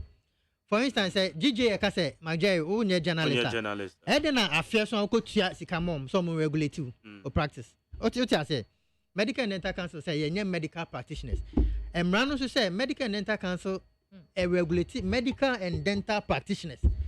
Now, yeah, wo ya we regulate. O si yen kan ho. Enti no ye wo ho ye den because afia bia ye tua 380 cedis for retention and also be continuous professional development. So nya 10 points. Ebu ha 1 CPD cost 200 cedis. Ebu ha 150 cedis. Enti imagine who training now invest in yourself to better because it's a medicine dynamic. There be new things but it's so upgrade you, update you. Now sometimes you go school grandpa you move additional qualifications. Medical and dental council and recognize it. You go for any masters, PhD, medical and dental council and recognize it. If you mark additional school, mark clinical dermatology, clinical psychiatry, almost you recognize it. Now then say you training doctors na omuche specialist consultant professor omuche ade enti say obi for no so doctor because say adequately trained and well trained then there's a problem because medical schools no medical schools no omuche medical school no man omuche ade PA schools no University of Health and Allied Health Sciences medical school no medical school say started as physician assistant school. And some of graduate medical school. Into lecturers, no more who call UCC are the same, who call KUS are the same. Now, Universal Health Coverage, Namina and Kan Wasem no. The Director General, Dr. Kumabaji, Yenina Shannon as workers, no, or the BB by a network of practice. Network of practice, a very good, a bit Mamia attaining Universal Health Coverage, you know. Yeah. Network of practice, nature say, your model health centers. Health center do have man equipment near train to be able to do a lot of things. And you know, no I say bicycle, spokes and hub. Bicycle and hub no. Spokes no. Yeah. And you know, model health center na be hub no na spokes na other health centers any chips compounds no into physician assistant no head health center no ebe call supportive visits into say bia health center bi wo BP apparatus and 9 na say chips compound bi ni bia because a network of practice ni na ye aduma na bom no ubetimi ama no BP apparatus baako say bia mo midwives and 9 na say mienu call leave baako nyam aka baako pa na say health center bi o midwives be 10 20 physician assistant no wo na oye hub of the network of practice no ebetimi midwives ni bia ko support other entity bia no there is a balance in the system yes into ukwa unya deficiency bia into because physician assistant na wo no say we am 3 na say chips compound bi e bia deficiency wo na so mu hia say wo be kwakoboa na yi baako no akwakoboa ana health center bi workload ni do so ho na say PA ni e wana na yi baako afia na akwaboa into ye network practice no but na e supervision models here how many person dey buy and me not possible. Ghana Health Service, one so anchor BBR, right? Oh, you meeting Monday na Director General ho. Onu so pebi ona hwe. Na mama kan bibi fa agenda 111. No agenda 111 no say. Baby omo be see agenda 111 na district hospitals ni yo. The district hospitals no it means that doctors ni yo. PAs na ho. At best ubenya polyclinic.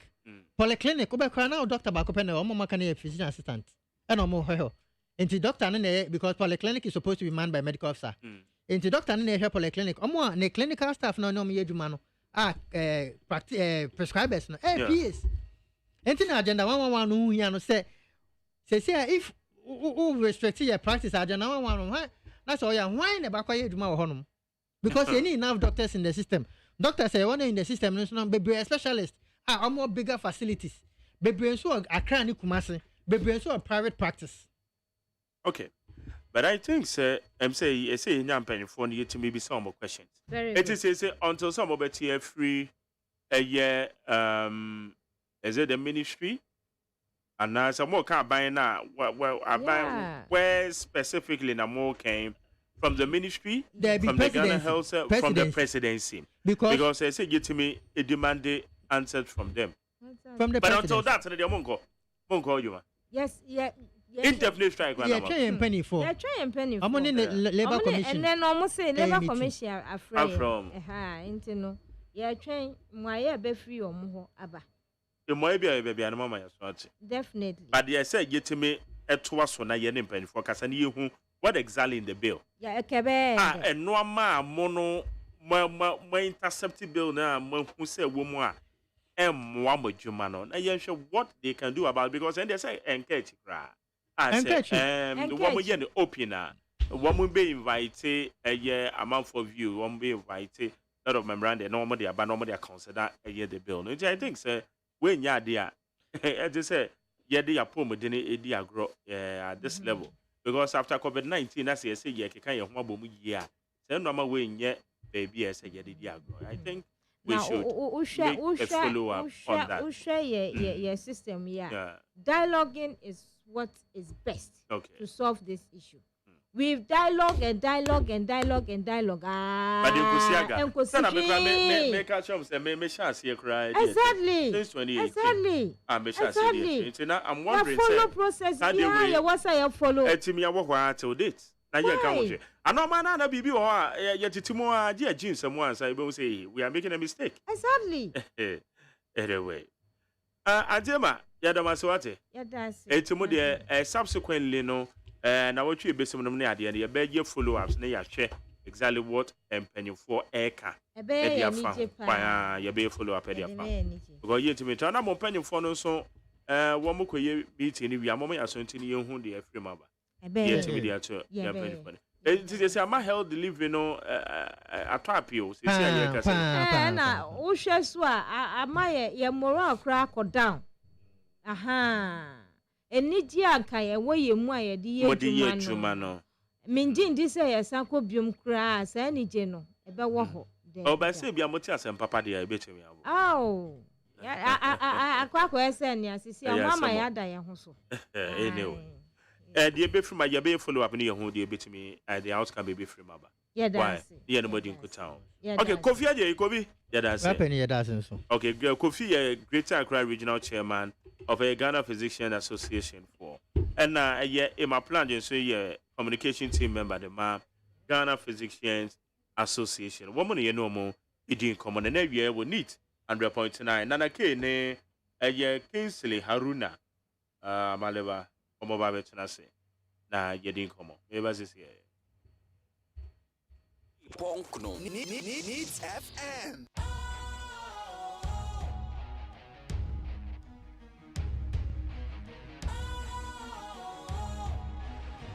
What's cool, fresh and trendy with a new look? Makes you feel real good, that refreshing vibe. Satisfies you right just the way you like. Do you know? Do you know? Do you know? Ain't gotta do it alone. Specialized makes you flow. Anytime, anywhere. Specialized feel different. Always think specialized.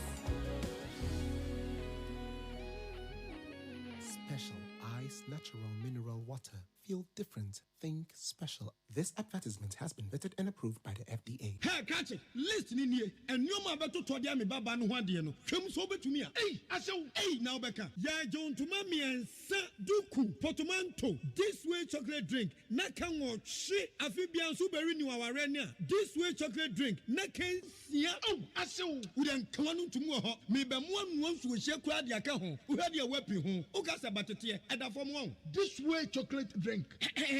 Catch up a baba worry. Asew. Ye fear said this way chocolate drink, ya sorry, no pan on the enum. Ye bishop free gymnum no snack. Ye nya ho no ye de serve womo. Ye did we any pebibia bogu ya dia so a. This way chocolate drink in enum. And this way no ti anu a. He se kire wom, koko wom, brick wom, bibia wom. Ade wo hia ni so se. This way chocolate drink. De wo hia ani so se. FDA ahwehwe se adwede nkratoe mu agye atom se eye. Utie oha echi Bonkno Needs FM. Yama kwa ba de ba ni 100.9 mema iti dwumadie esunie. Abeyafo no eba betrance na ya hwe ya dwendwen ye ho. Isama hodo a ye bedi ho komo ena awie. Now we say senior I'm pleading with Ghanaians to exercise patience with the MPP government. Very soon everything will be fine. Greetings to our next president, Dr. Muhammad Bawumia. We are Bele Odifinungwa. Richard Adifree Amasamai. Osemak Jerry, good afternoon. Please, on the 12th of August 2023, I'm contesting for an executive member position for NDC Amasamai constituency. I need your support by campaigning for your brother. What do you mean? Now the Amasamai Monto Mabano. Hey. Building the Ghana and Amasamai won together with John Dramani Mahama. Richard, Amasamai want to Amalaba as a senior. Good afternoon. And ye crampua, ye need be a deco. I mean, you so na minche. One quantity, very well, and quantity and coupon the more. Life is about good health. Yes, I did the aka. So I mean, the minche at you for na minche me party when penny for you. Amasamai Monto Mabano. No, NDC and two about Amasamai constituency. But let me say this quickly. That day. Andra, Metier interview conducted by Senior Kwesi Abuaje with lawyer Maurice Apau. And ran apart during the Ghana Moon. I would urge every law student to go and look for that tape and listen to it. It's very, very, very, very instructive, particularly the tail end of that interview. After the voice of a leadership, the Chief Justice was played. In the question your colleague posed to lawyer Maurice Apau and the response and the detailed explanations he gave. I never knew a lot of things, but after listening to that tape as a law student and aspiring, say, a lawyer to be, I learned a lot, and it has enriched my ways going forward. Anyway, good afternoon to lawyer Maurice Apau. Though I don't like you, but wherever you are, I appreciate you for that interview.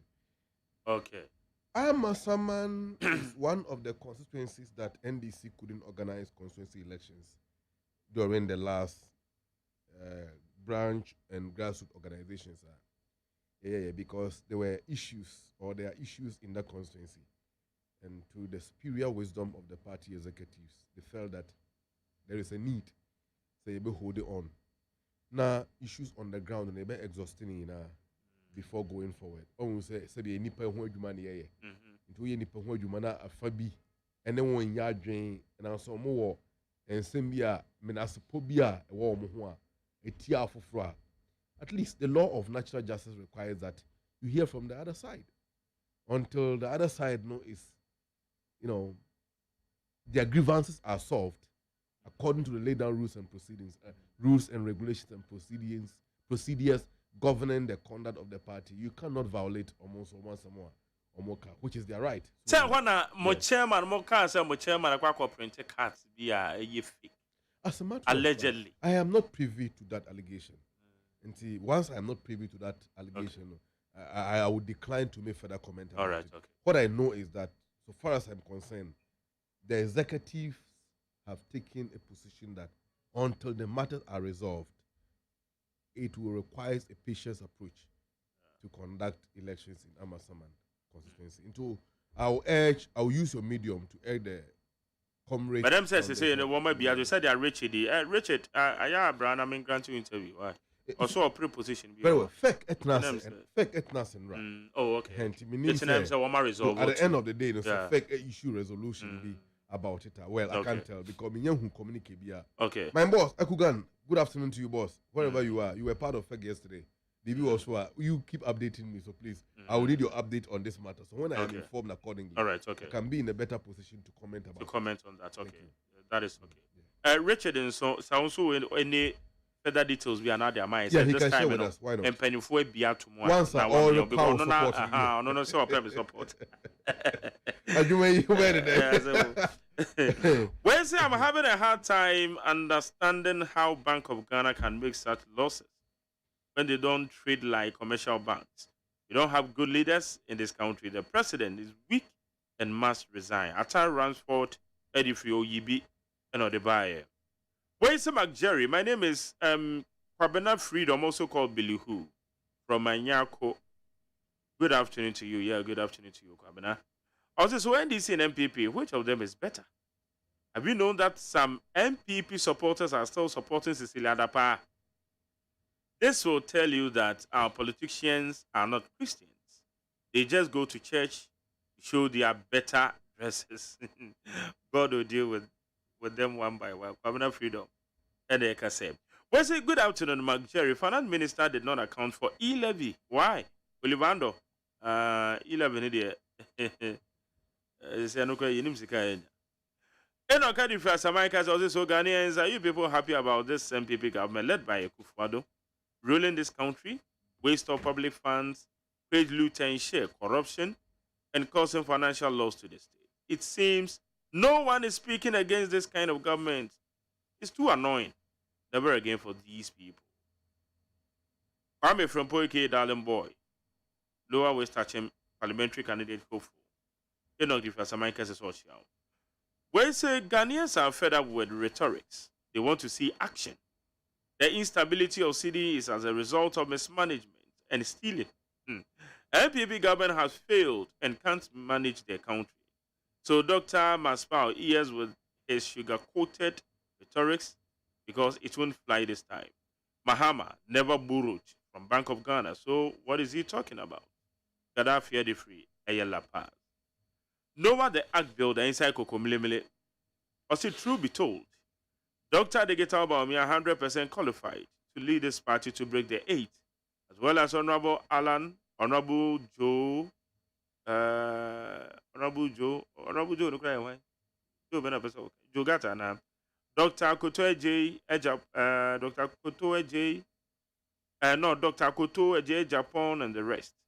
I say unto you, the topmost among them, who is 100% qualified, is Honorable Ken Akompre Kohine Japan. Number 1, Noah the Act Builder, and also Ediabe. Okay, also bet me the 050 372 1744 050 372 1744. Well, obi the information be about Amasama has not yet hold this constituency elections yet. Hopefully 12th of this month it shall be done. Even though there are still some teething issues. Mark, I still ask, what has Nanado and MPP done for the 4 years? They led Ghanaians into with a poor leader of our time. It's Patrick, branch organizer, Ablikuma, Joma, Sadiki Park. Okay, but as Patrick, it was a mastermind 12th of this month. And on May, I just said this in the 12th of this month, they said just 10 days away. Yeah, just a few days away from. Okay, my main chance here na yanko enim. Enra a mid-year fiscal review. Finance Minister Enra chodi 2 yenim. Oh, Ghana Mashibejo. With general overview. Well, Sir Jerry, my main chair will be my main chair at you for. As required by the executive, the Minister for Finance, the mid-year budget review at the Koto Parliament. But I rehearse some woman say the mid-year budget review only spelled out the doom of Ghana going forward. Because the minister claimed that they've been able to stabilize the economy and they are able to turn things around. And Yoma Ben or turning it down or turning it around. As we speak, government is still expecting to borrow more because we are unable to pay our debt as a country. Inflation is still all times high. Unemployment is on the rise. The depreciation of the cedi have not seen an appreciable leveler the business community in Ghana expect. And above all, our economic growth have been revised downward from 4% down to 1.5%. So, the fundamental question is, what is the best turnaround outcomes our finance minister, I promise you, have come into pass or have been done to the ordinary Ghanaian? What is the effect? Absolutely none. Look, government is on the borrowing spree and they are prepared again to borrow more, despite the fact that Ghana as a country, as we speak, in international capital market, the monies we went to borrow. And what the finance minister and his government, led by President Mampini Akufo-Addo, succeeded in doing is they have made the life of the ordinary Ghanaian worse and worse further. I want to take just one sector to draw certain attention of the Ghanaian public to. Senior C, I had a conversation with a very close friend of mine last Monday. I was in the office. Neba, a student on one of the secondary schools inside Accra. In fact, a very prime area of Accra. Akwalano, our public school, where you know every public school, and then private school. And she is paying 55,000 Ghana cedis for the academic year. 550 million for the academic year. A private school. Yes.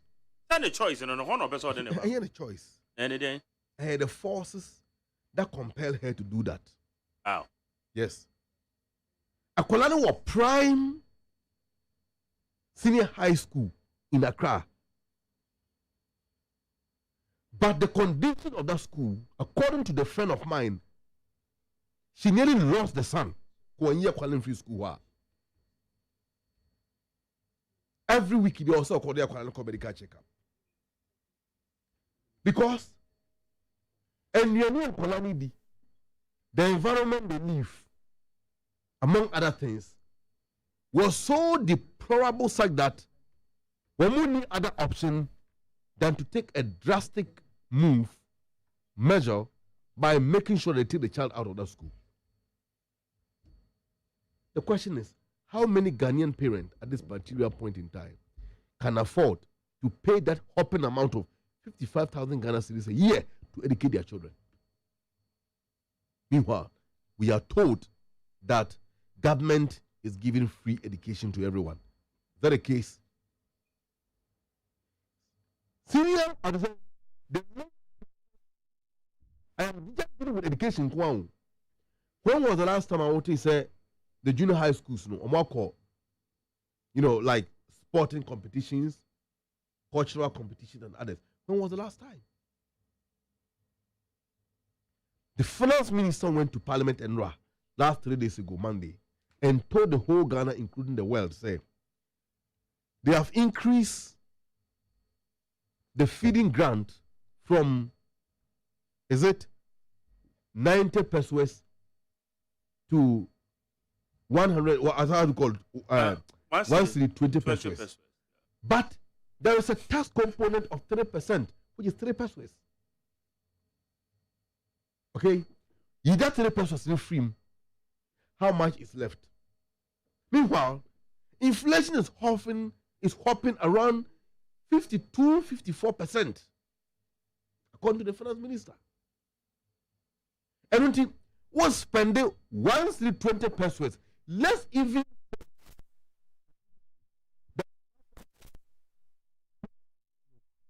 tax exempted. I do remember now bit me annual with 120 pesos. Kushia wa kwe say. Me tell you di kushia pa. Kushia ba ko 3 cities. Until 1 city 20 pesos are buying allocated per child in the lower educational unit. It cannot even buy 1 egg. If it cannot even buy a quarter of an egg. And this is it. And the whole was proud enough to announce it in Parliament and invite Ghana and the whole world, say, Yembo and Semaomo, because they have done well. Ghana is in a mess, a shambles. And I am so shocked that you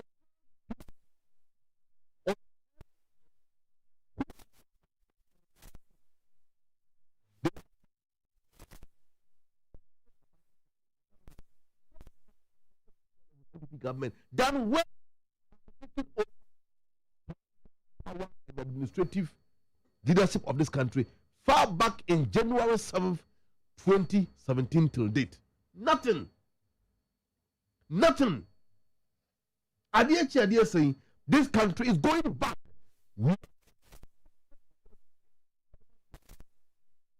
Leadership of the world. Senior. Me kutankra time you know and I've been reading them concurrently. I will urge every Ghanaian to get a copy and read. 1. The new Confessions of Economic Hitman, How America Really Took Over the World by John Perkins. And also, another one by the auditors, is it Ellen Ray? Is it Sharp? And Kevin Dini is very, I can't mention that, it's very complicated. Dirty work, the CIA in Africa. And this is an intelligent compilation of intelligence work on African continent. In fact, social introduction of this book, it is being authored by a gentleman by name Philip Aggie. And Philip Aggie was one of the operatives, the CIA operative, the mastermind behind the 1966 coup in Ghana. And they have developed a comprehensive book about the way they exploit countries, assassinate leaders who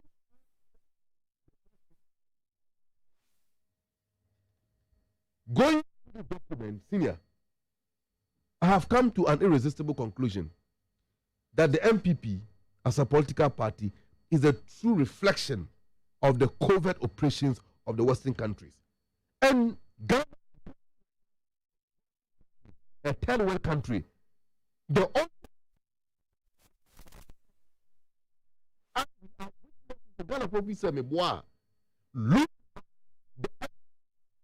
in fact, circumstantial evidence preponderant to us and available of all facets of the issues are Fodo Anam and Penny Kufuado.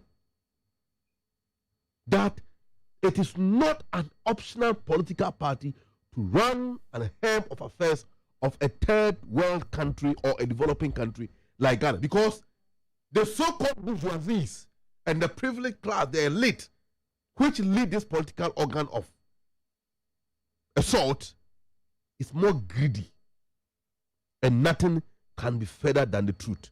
In any case, as I have told you about what happens, what is happening in our educational sector, do you know what we can do over there? Huh? Let alone. But we have a minister under the regime. What in your hold sika gunu dem from the house. Do you know what that do you know how $1 million? Oh yes, of course. Question I'm asking, sir. Do you know what $1 million can do? Obisika na ubisa said, do you know? Obisika. Obisika. Oh yeah, no way. Obisika. Oh yeah, no way. I don't know a question, Ben. Fine. Yeah, because investigative bodies have taken over. Who's serving in public office? One more able to make the findings about better.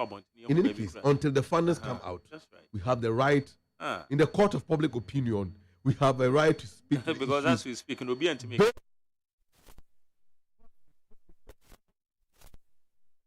Around what? Please, can I continue you? Oh, back or my cannot off. But when they order fire. No, me answer the call, baby. But the point of raising here is that if a minister of the government, MPP ever back them in the year 2016, and confirm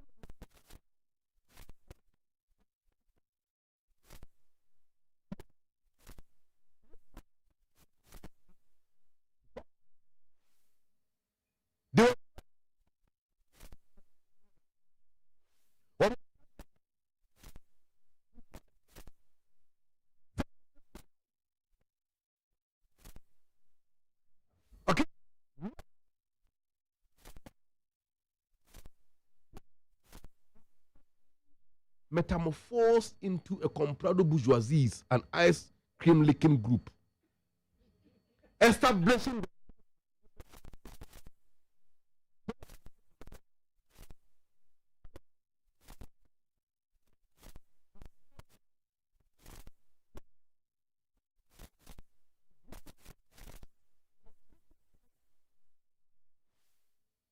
to a state of sovereign liability without a capacity or won't serve any portfolio in government. We are still in this country. So what I'm talking about?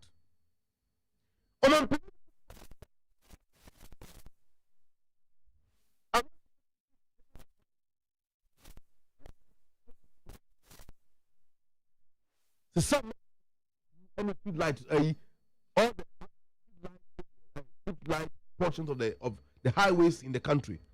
So Monton scratch card. Raise the from a political party. No, come on, Mrs. The power. But thankfully, I saw on only $1 million. Well, but today she have it. Because according to the yet the sick and $200,000. Fine. Look at the €700,000. It's an insult to us. You know why? Because if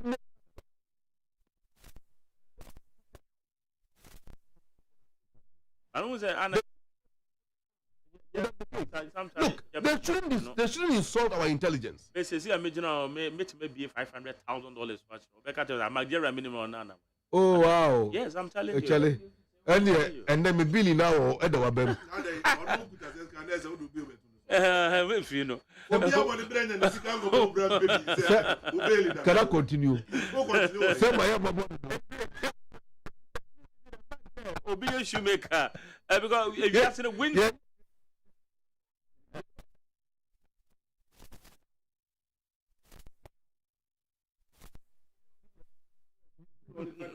Can you keep quiet? Your microphone is off. Your microphone is off. Okay, I can't do 2 minutes. By which I got 2 minutes. Now we'll keep it time. Oh, in the midst of all these quagmires we find ourselves. So we share that 10 candidates now mukoyimu 5. Almost on you. In fact, they are a group of incompetent 10. They are now going to refine the incompetence and decide the 5 minimum competence among the incompetent 5. In fact, they can even sieve all of them and bring them together. I have raised this issue and I'll repeat it again. NDC, we are willing and prepared to say, a bit President Mahama. Okay. Near BNT. Near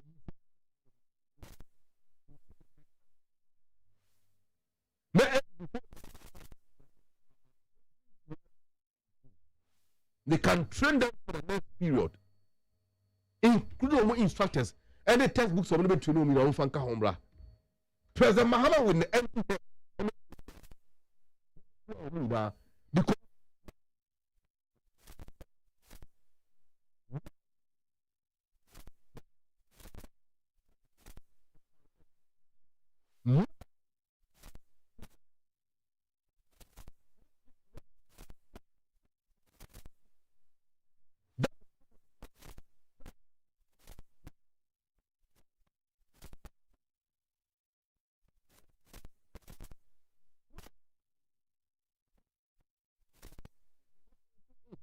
okay. tried and tested.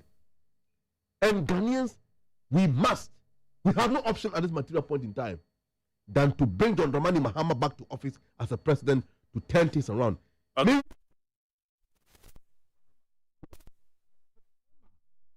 In Romans 13, there's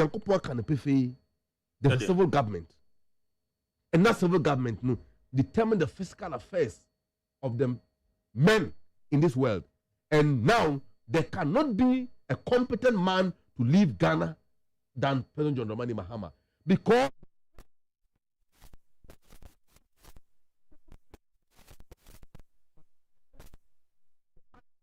as a first of the Britain to advise ourselves accordingly. And we have no option that we President Mahama to turn things around. Forget about the noise. Let us say Aruna Kingsley Amalibana attending Kano. And what sounded so philosophical. Nanake Magji. Mid-year review. Bamakwaba. All right. And Monday, Finance Minister, you'll be a number for a cassette. I'm a baby. That's almost a damn. I don't know. I'm for every say taxes be or better to put up for cry. I say taxes, even though one fat tax for Biama. Say, or to way and normal year I ain't in power pot. So, Tina, a month for share, and said, Diana, yeah, Eddie, a fa. Magji made us say, Michia needs a film for any woman or social media. And for a very long time, I have been on my way at it. And saying that my team in a chick currently 2 weeks been a minute here. I had them home at it. so looking fresh. They do anyone no. Abramo there. Ope kuma. Why say madam for post. What channel ground was your thanks? Madam for post no. Betwema. Oh Mark na Charlie. Joe. Charlie ade na wo ho. Na ono so ba besra ade na wo no so wo kọ no ho so na ade na ade ba. Wo kọsira na ade na wo so besra ade na ade ba. Abamu wesu ba no to party no invite to kura no kwa no asaje tank. Magje. Yes sir. Finance minister at the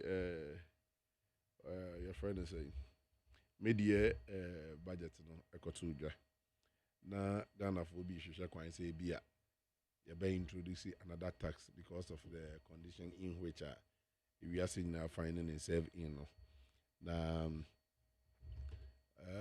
opani ene mpanifo ebo omo modern say omo mfa tax for be emra na before then na o can be say na nkofo kra bi hwe kwan say betime yi taxes ni be free honom na ama edwadie ne nyuma 7 no mo hen ha omo magje maybe etia me na so se sankasase ne nsiye eguso ekoso enti untimi ntutu me so best dia wa make any comment on that say ye beti bi so ye be yi bi free ho ana say de wo ho no saa na ejama na wo ho no wa make any comment on that because discussion are still ongoing enti one prepare ne one can was until say on be discussion now they will come to conclusion say yeah maintain the wo yi and as be wo no ma for the purpose of businesses be booming into no you be here free ho meaning say mrene so that decision or make a decision we all come out and let the public know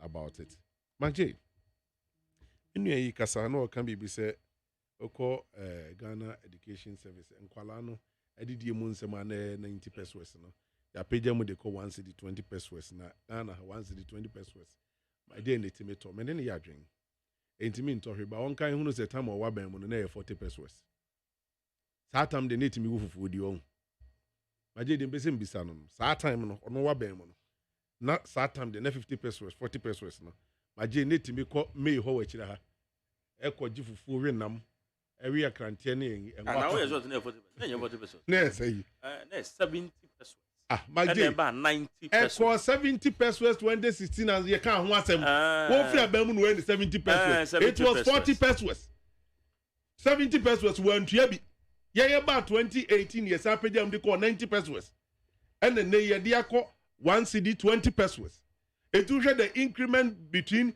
MPP administration na eso sin de ono beto ye ene de ode kan ho nyina de mpese mi hunu ne say saa time ne de na even 70 pesos otua bi mpo na timi wo fufu Ghana ha na ya ben kwan Magje ne say usika wo say no ti akonhoma ne so na kwaji bi amaleba ho so ko uyi 30 a what the 40 a so na de wo fufu no afre no abedi bi eto da ye kasa she da pretend as if say yenim de ekoso wo man mu we all know that Magje sika ye de feed ye nkwala no it's not enough me metana han justify it's not enough but Magje baby ya bedru no me nua nso beji atomu say there has been some increment which meaning me enu nyina ya adwen say me na me feel so obefan from this angle say abana bon ho modern so atum na emum say nke etimi di pagya mu duru bi a 1 cedi 50 pesos and even 2 cedi a enke beboa mark ye ka we ni assembly say revenue mobilization na yedi tuya ses kaima caterers yi de hwe nkwala yi Magje yatumu ana o say o set table na it should be balanced o ma one side ni mu yeduru e be weigh the other side no am other side ni bebu enti abra ye nyina ye fight say ye bebo ye homodin na se be yetimi afidi ye nkwala ni yi no ye san mo ye homodin bi mu say Magje intokro bi ededa ba bi e ma oman no ye sika o say ba emma de ba nso bi a misuse bi a ekoso no ye nyina ye mfi ye hunyim ne ye protect na yetimi ayusu de ye wo e de ahwe ye ho me nuan eguso a wo kasa no o kan de pen say ye kasa yi aban no kwesa na hwe so obekọ ekọ akopɛ loan foforo ene mfa hinkosi hin na so bi a o ma aban mu da na ye kasa ya Magje nka men comment on that But mobile muji loans upon loans upon loans upon loans. Angosiaga. And then table not ten, you are condemning loans with you. Me as a businessman, majority me as a businessman, have never supported loans. Because at the end of the day, no, Ajay, say u business a ukoji loan ni de ba be no. Unexpected occurrences bit me esi. Esia, Majay, you lose your capital, you lose the loan, and the very actually ne cut the whole chain was say was kutia. And nunti about ding, say bad de say one kasa betchero yem kom. That is the main reason why I supported the e-levy. Say yen na yamwa, you mobilizing kakra wono. Ni mfanchi chiro mine ye. O mine dachi, ejina menu mi no amalebe ti anu madebi akwan yeso. Now not be surprised from my friends say Asante Agromesa. Futura born to a friend maje dia no pelko fuma yati. Ahesu awatie. Dia be pipien kan ne. Wo suit. Agromesa yen suit wo ho. Tie say wo ko di kroma, ye pekresi ni hene. Enne wo suit. Wa dress shepe, ure fi say. Ukrom fa Agromesa fo. Dia di to ko bi. E dia bo banchi so kra a problem. Suit akese na think na do siga to wi akache mampede kuva so amakwala oti Agromesa. Once the 20 pesos so onye. You know very well say once the 20 pesos it means something there. Ha niemu. Maje sana de nti o. Ya haidie. Ya numa bai. Enti saa we no sabe enka ye hwe. But menu enti we onim remote areas bi a maje ukona che obi one city a we ni nyankopon. We ni nyankopon which you maje unsu nim bi. Enti mesre ya moye ho modern. Me mekoso asre maban. Se baby ya bedru no. Revenue mobilization ye mamunya den. I'm happy the way ECG for. Minim se maje unsu na nso besra wo fi a. Almost start your revenue mobilization now. And prefer your illegal connection near the abna mu feel line no. Me I'm happy. But we shouldn't wait till date. All these years, yeah, giant for na the minti as a manager, ECG for home and no moment in track na. I will big basso, be a basso. Or not try person be a basso. Moment in track. I don't get it. But better late than never. Enti almost 30 a year. And a revenue mobilization I can wasem. I then again you so prepaid. You're more prepaid all over. My Jason Mene Kasai. From the information I know from the friends, the ECG, Electricity Company of Ghana, almost the prepaid meter enough, Abba. As I say, almost change it, almost software. Now, almost move to the new app, no more the Abano. They are going to change postpaid in every system. That is, and then apply for meter. Postpaid, ye and old ones now so gradually healing second issue even a friend say prepaid, you know, you will move 3 different types now domode bana said the nuri type means only nuri type now the electronics now bet him the momo auto prepaid at all time no the same thing I'm gonna say almost change the app now no where me I went there myself me so na me face the same challenge. But a boy me say me nya sa challenge no. E ma me nya America tie die happen wo ECG ho. Madam penifobia say abrante be a friend $1 or ECG circle VIP echi ho. Em so una de ho na anim no. Be ma be na opposite afia anim no. Mfa ho ma me nkama say be ma o $100. O $100 wo tu on besidi. E na yi ba ko so the pounds abna ni no zo. Se wara. Na me na a friend say ba kon so your friend no. Oh, me refi abranti din. Ono so wa ve no heye. And o hwe adwuma abranti na ebo. Danso man so ni wo ho. Ni so mechiawo. Me nim penifon ni bebre hyiehia. Na omo akire me enema omo de agu akwai mu amagye. Mebo CEO na ba so. The new innovations are ono so de buy obeto ade ni nua ne ye ne so no. Me gidi ye say ye nyina ye ekọ na ya gye atum ne akosa angle na. Ebebo my journey say na say we project was site na ubehia electricity first dem go any illegal na ade no ye ma o meter kro mutimi twa homa na ma na ma bill bia boso mi bia utua yeah so gradually we are moving towards a certain success na my Jerry baby ya ba bedru so on mine ye musa ye ho say ɛhe fa na ɛde ani akyerɛ ɛhe na ɛpɛ sɛ ɛkɔ wie na ɛhe na ɛpɛ sɛ yɛduru. That is the key point.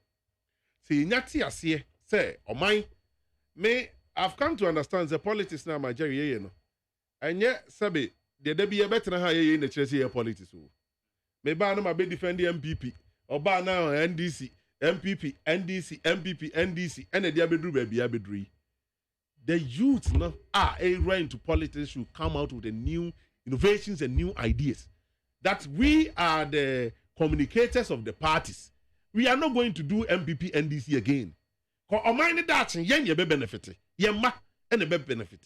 And although one me lay down a friend and say speaking note or some dealing with. But my conscience doesn't serve me right when I'm speaking on this speaking note. My Jerry, you should come out and let Ghanaians know, say, a quite way soon you say, dear mine, Efa, me my drink, no. Okay. Putting aside my politics, my party stand. We need brave people like that. And yeah, there be and order of paper and fine go see him. So I Japan be say book is one go see But Jerry, so baby, I bedroom, Yamaya Homodin say. Finance Minister Eden in some abattoir bonting. Watch the baby your mind. So steady and some Finance Minister can Yamajay. Now I'll compare and to last year. Last year, yeah. Yes. And will be our uncle school dampo. Everyone say, indeed, you're making progress. Because now COVID-19 and boy, any issues about hit your mind. Shocks in a bubu are fain, yes, and page shocks in a general beam. And just compared to an Anyamiadum. Let me say this here. I lost huge sum of money in 2022. Last year, me no kasa nam si mini Ghana. And near investment nam koye near me kofa de ba Ghana because at time me $15 cedis in the call yenti. Dollar net on in kwa me lose me capital almost half. Because also success car first then kebia wo the 80,000 and as 50,000 e kwaje $10,000 no. My jay that time na ye 150,000. 15 cedi to $1. So you can imagine. Yantu ade any more dollar price in Kosro. But automatically first net me for boxes 100 we see can capital ne kuta ne $10,000 no as at last year 2022 no. Now kwa what me fire be a 50. So straightforward we lose capital oba because what the hundreds can go to 50 no. So now ton microphone we 500 cedis and my automatically also they call 1,000 cedis. And son what me meeting with capital nanka say kuta no. Won't for profit in can. As at that time, my obi business via no to quite around last year, from September, November, December, mono. Take it was around 17,000-18,000. Economy. And imagine, Amalaba to come business class, no. They were paying huge sum of money. And my finance minister said, "My can say as compared to a nano, yeah, my Jerry, you're making a lot of progress because I take it to from $1 now. You don't need 160,000 to change $10,000 again. You need maybe 110,000, 111,000. You get the same $10,000. Me bumpire say the way I balance move see per dollar. Camera for my bedroom bear 7-6 cities. Sabe me baha meti me achane $100 na jamanya masumji. Was my J W the pump to zemeti abemu me man $1 me $1 me nyabi. Now my memra ayi mama Cecilia da pass ma okofa obetwe wonsu bewura mu na emfa go see him now. Do you know how much $1 million can do? Nani ekika encyclopedia metiano man na my J woguso what kind of encyclopedia in the basic betrim. Bible quotation be basic betrim Ecclesiastes chapter 7 verse 5. Or say it's better to hear the rebuke of a wise person than to listen to a source of the fool. Because that's do. And you but I hope you are not referring to I'm not referring to him, but make us say, Ogusu autonomo. But that's your basic. No, I will not insult him. He's my junior brother. I won't do that. But quotation your basic between the baker. So you ask yourself, say, oh, correct me, say, Majari. If you say, a merene shebre in any pansem. Minimobia, or quack no a vice president. Unyane ye no a president because none a president ewu. Maje what you say? Inimobia or Kodana Nisika 10 cedi. Odanya no pano, Nina Nanama some fool, saying Yango Pamba the lotto number. I'm a boss says I have a national lottery, so I don't millionaire. So until say, my Mrs. Celia Dapa and Sama Air Cosui. Authorities in the Bayam investigation be none but to Bonte say, Amaleba Majari, Sikana Wokano.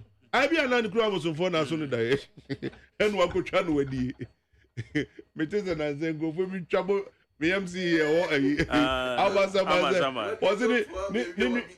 Nini anu mienu na ewu ni ma mi nso bu je sabo say wa go ka we na nye day. Who we ask aka ka say big group bi am contract na be body $2 million. I say bo ba so reality ni say obi aso da ya da ni sikani. Obi nam kwa ho. Wait, this story happened in my hometown. Santi Achim Jaso. Jaso for Mechiamo. Onam Kwan, so okay, somewhere 80s. A Bank of Ghana, Castle and Nefa Gold, no back accident to Jaso Johnson. Almost very romantic young Fenina. Gold bar me and so say, Rai. Wakona for Muba, second than a con. And a Riato gold using a reflected tone. My J, what he very of fire, gold bar. Nabra Bass is for good. Wafani for mo, yes, Wakoya Dumo, Galam say ya one Kobe. Man for some number to a munya gold bar ibi. What if ya could don't know back the Shabrasa? And the American says Shabran na and any pansam, we were in some. A malibati hay, a be a national, but than a precope. I'm a fair wakaja says to Shakran Vasodis or West African was a dim sibling. I Abrasicaba and some of Abrabo different. The way you think, Chris, sir. Ebi a na one is can no office was suit e because why ye. It is come be din some a feel boss e batakali kwa no be se. I feel better than person me look Ghanaian. Dey woni. So what I'm saying is there until say the authorities no ebeka say okay sikana investigation no ma me dey $40,000. Ni kunu dey $20,000. Dia ka no mantimi ankyere ba bi omunya free ye. Enti eno basa maje onu asua de kakra emra no beje ana I said the ban is an idea one and answer emra no be moment to yaso tax don't be confiscated because who's a special prosecutor can know to me e baby bisa o baby a when you free say enye legitimate it's enye legitimate e be confiscated the government maje I don't want to comment on special prosecutors issue. Anyway, confiscation be yeah, they no see no. Me say, yenhwe adan no. Me nua yen nyina agitum say be brama me na bon yenya nduru ho. Majanzu wa minister from former president Kofo Breso. Yeah. Opportunities bebre ho no ma wo hu a maje bi amene amalebati ye hu ye.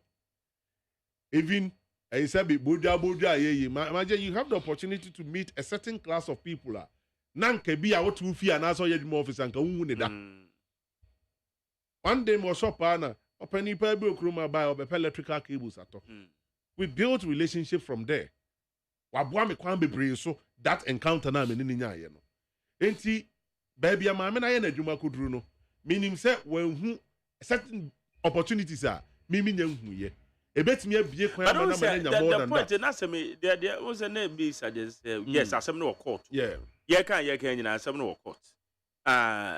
Ye twa say emra no ba bia be bu akwakọ. Sure. But you because I don't know one franco bank. Unso we are public officer and so on. No ma ye no e different. Yeah. So they say and this ordinary we you on no yemfa. Or maybe be answer. Me no nsi ma me nka sem nchi. We project bebre wo ma Jerry minimum menua no we project bebre binum ye onamfofo wo nua no mabusuafo wa ma no ne dia meboa ya next kanom de bad ni nyina kotoban ebi wa di tu ya de ka ni wure be gene chena wo de no to nchen a wo de sa ai analogy we kura to nchen ma Jerry you know very me say NDC fo betimi anya kokudro former ministers former president deputy ministers CEOs betimi anya kokudro ababontia be ka kire Ghana for say omon fesi kakese nto omo dem da Ajay mebo mi ho adaja nante abonten maybe sika ye pay ya kan wasam yi some of the NDC appointees have more than that money in their houses. You think You are working on assumption. Unti o memu anu na. Omkocha obi politanka na sika guma mu media for ya mu di pay. Ewi a chem zem so ye pay kakra ma mama come no to me. Dollar dey 70% bill. What wasem biem. Woman di ba dede you only nante wasem biem. And my Jerry, let me tell you. Opani bi ka kire me say. Sikanya ni nyina de ko bango. Said the world kanza wo kasa na buzo. Ma betie di sike kuto di nyina ko bango. Ikwa dade asam so, wo di ko no di achina. Wo de hu ya kom na gidi and na wunnim niema $1 million betimi aye. Ajay. Okay, of president, former president John Dramani Mahama. Prime Minister, do you know the amount of money he spent? Okay, how you more than the $1 million you are talking about. 100.9. I'm about 8,000 housing units project and we say can once sorry. Very good. You're known MPP for. In fact, they can turn a live coal into a dead charcoal. You can't take it away from them. We have live charcoal. You have it. You have it. Well, Ebian Naj Mahamadou Bawumia, he was engaged in pie in the sky economic projections before the election in 2016. Unattainable economic figures and aspirations are not open to Okrumah. That they are good at. He talked about loans. More condemning loans and the finance minister Koji Mo was any problem. That is the issue. Departure Senior, your microphone is off. No. Oh, your mic is off. Your time will come. And your time will come. Why you are here. My main trouser. Oh, come on. No. And above all, or resorting to emotional blackmail. I don't know. Sir, maybe she's you to one cry. I dance in Gromesa. A man for she's you to her. Have you been there before? For her life, a man for both brothers or. Where you want the patch? Hey, master. Anyway, my home be always just to run the full. Okay, I thought Professor Nebeka said Ghanaians are behaving like Ohiani or Fleck take a fool. Oh, but we should get this clear. E-levy was the worst levy ever. Despite all the noise, Aboye Yinano, said Moye Film. Finance Minister can say what the E-levy about creating 11 million jobs were created. How many jobs were created after the E-levy? Say 11 and you're successful. Are you successful? It shows how myopic and the failure of the government. Because so what the policy, but I want to mean good projection. The precision of your policy and the returns of that policy and the subsequent effect on the economy. Now what tell no home catch and say you live in to me succeed here. What are you telling us? It's a lie. I don't believe that. One more hold this secret to war. Now more their better campaign in 2024. We know it. We can't take book and cool story. I feel also COVID-19. Senior, do you know that COVID-19? No, Ghana is the only country that benefited from COVID-19 than even the originators of the disease. Muya vaccines free. More for fraudulent vaccine contract procurement. I help Minister Oka say one or side contract or sign. You know it. Of course. Muya be free. And I'm not please. And I'm not telling one more $10. One of my $19. A real propaganda. This is the Auditor General. This is Auditor General report. Auditor General report. Finance Minister and the Health Minister Quarter Parliament. Auditor General free. Health Minister. Read what you have. Please. I will come there. Can I continue? Can I continue?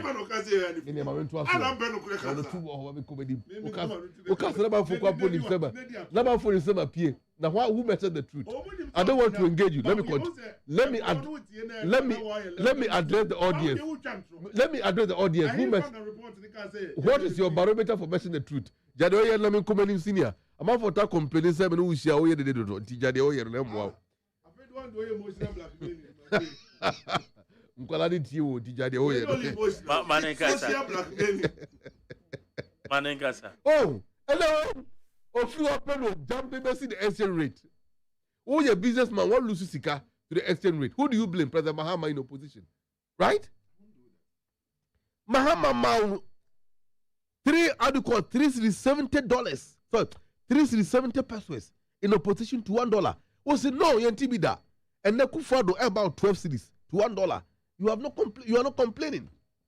Elijah Muhammadu Baumia, like I said earlier, pie in the sky economic projections, building castles in the sky, any and there. So near all quite you know, a banshee. You know, free mobile. Nothing new. What MP is their level of deception? Manipulating the emotional sentiment of the Ghanaian voter. Near 2 minimum what do you do? For the past 7 years into Abampine Kufuor government, prove to us, Adia Moya are better than where we are in 2016. Mention one, and let's debate it. Mention one. Now, if you say President Mahama was paying 70 pesos for school feeding, how much was our inflation at the time? How much was the cost of 1 tin of milk at the time?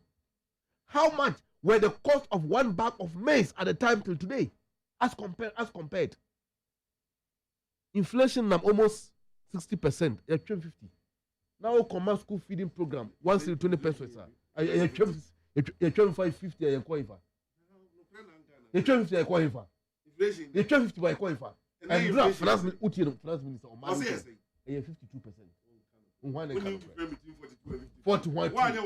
If it's the worst, your record.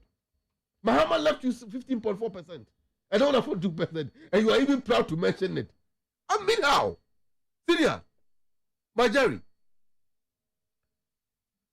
Andra, me share videos on my page before I retire to bed. Now, honorable, OSEI. Samson, honorable Samson Ahi, MP for Jaboso. MP for Body, is that right? Yeah, MP for Body. Jaboso, yeah, honorable Minta Kando. I wish you well, honorable. Speedy recovery. And sorry for the predicament you suffered in. I pray there's no honey of the elephant in that. But, honorable Samson Ahi, nothing more can I say. This contract did not come to Parliament for approval. Now, say, I'm back to Parliament for approval. Now, Bayano Edninsa Asha Soman Pine Diemriga Katisod. In any case, before 2016 elections, Omampine Kufuor Ekati sword 124. 125 no, was Ponkatamanso. And now Ohineno Estopono and Ambaso. That 124 sword or Kati, you know, dear he, and the Yahoo said Echo and Sabri. There have not been any project going on. Ghana as we speak. Yeah. I have for the project to be Ekoswa. You better be the essence of Buaka say. We a legacy project Ekoswa Mampine Kufuor Niwa Edebekaino. Go to Biche Lamti runabout. Your Mampinda da Mahama time you secure loan for the project. And they are I really say. Pokuase Amasaman Quinoso towards Ajay or the saying and so on. The properties of Okwanhuinana was paid far back 2010-11 under President Mers for the expansion of that road. And the Mampine Kufuor or to also fine. It is a project from the previous government. But the question is so far, how is the state of that project? Michelle Brent and Ra, a brother me call some madam for be free US by 4 days ago. No be frame o mechi. If Germania kobrane bako or say no ye juma ewo sa kwano so. Sika manti you omu inadi mwakot na vie. This is the regime we are talking about. And until so the sika ekoshe project moi, a betimi I give you rise or lead to the rise of a sovereign debt. And I say judgment debtor, government of Ghana, a bear liable to no committee on money in our purse to such a consequential financial effect. Why don't you take it to Parliament? Our representatives to vet the contract and approve same.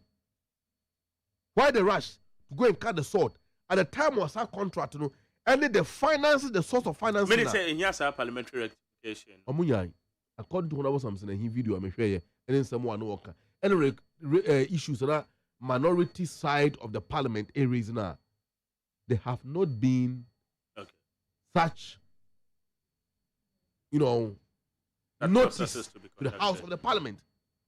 Oh, why is the rush of the government to commence that project? Meanwhile, 2 days ago, we read the publication online. So whereby partnership, right? What's it? Private partnership. Even if it is private-public partnership, public on behalf of the people of Ghana. And on behalf of the people of Ghana, it is the government of the Republic that exercises our right on behalf under the terms and conditions of the agreement. And therefore, it is only Parliament as our representatives which have the legal capacity to commit the entire Republic into a contract of that nature. And they are binding quantum in continent baby and sign between one more and the people that we don't even know without the vetting and agreement by reps in Parliament. That's it. Until the intermediate crowd, they make yeah. Saglimi, almost the EPPA approve say they can now sell it to a private developer. A project which was built by the Ghanaian public funds have now been sold out.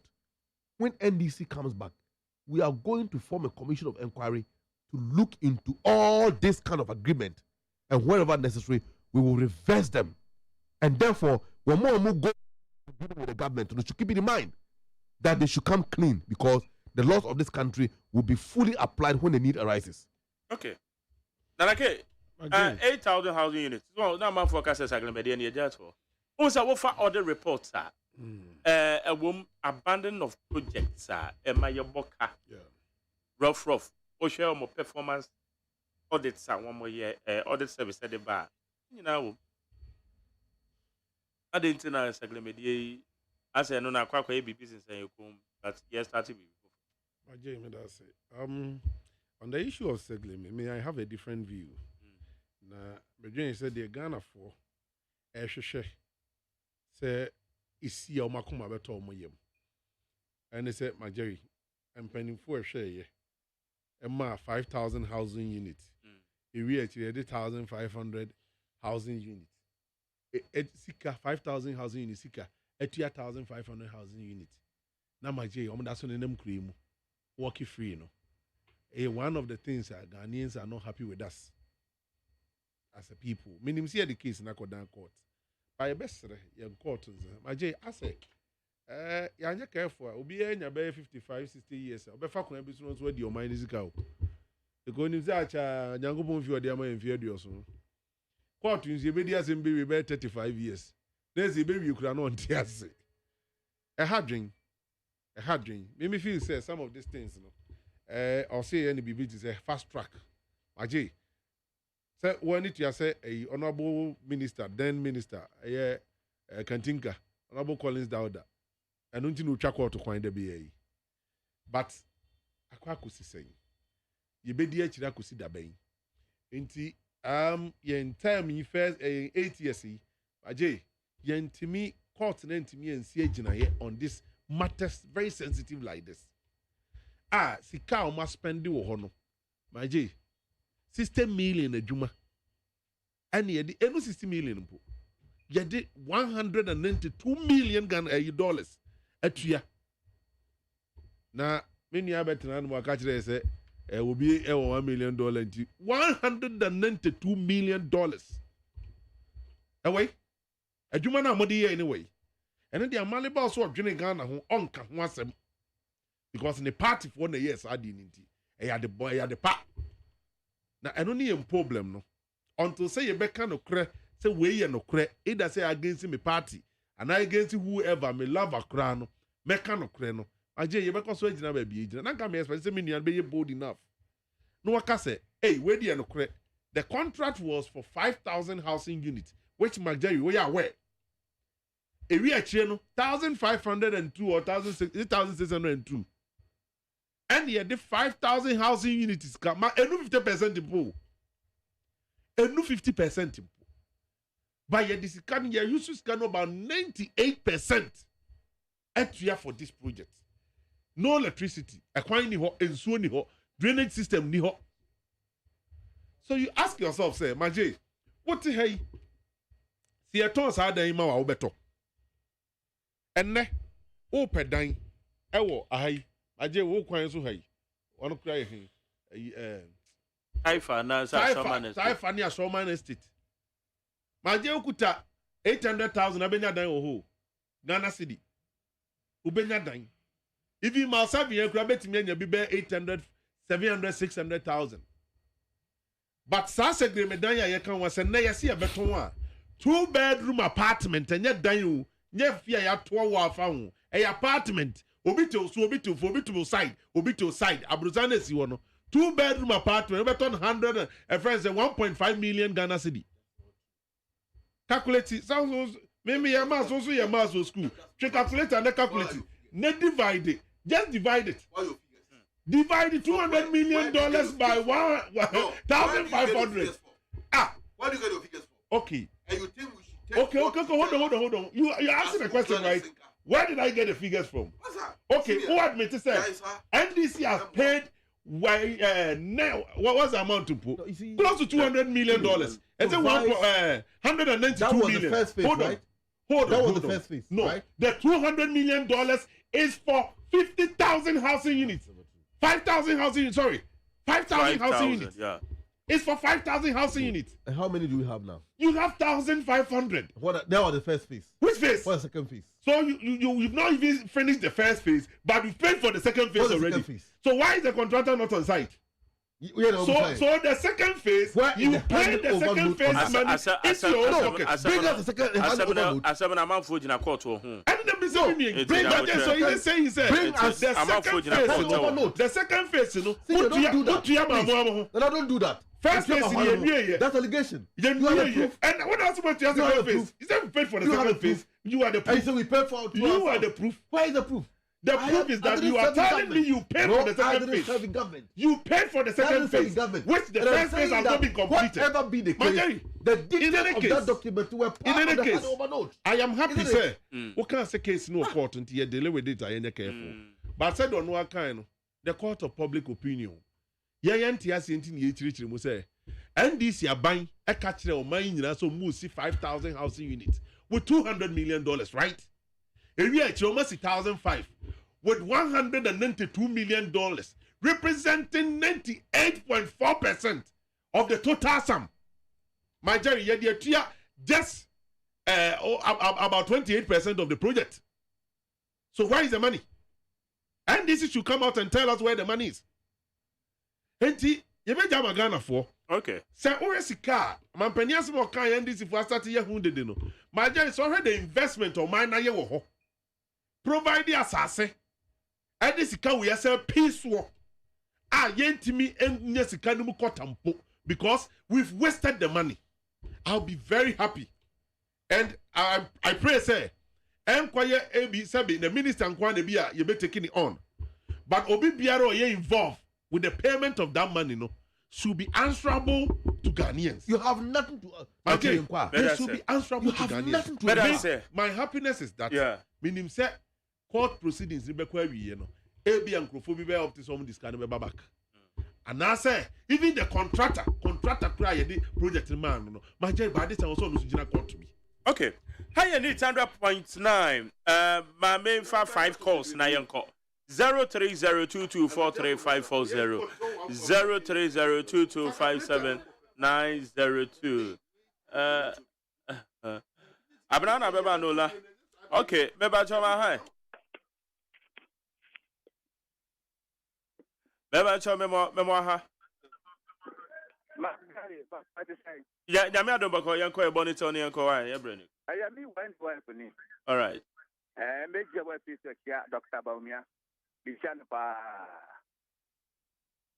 Let's say Amalaba say in some more canon on to Kabe.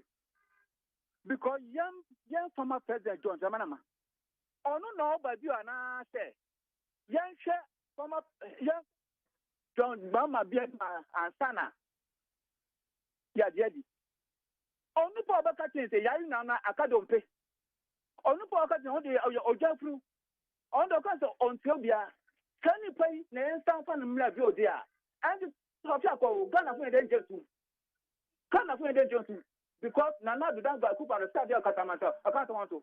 Every when my no one cafe, Yain Namana Akadope, or due to Sampa, or many made a day. And you are better on the pastor of Yamadan. Hello. Okay, maybe I try me that say, my main fan next one. Maybe I try me one. Yes, I do. Okay, yeah, go. Yeah, and this for Omuba, a Opan and Sons of Mokasa. My girl, Miss Royal Mokasa.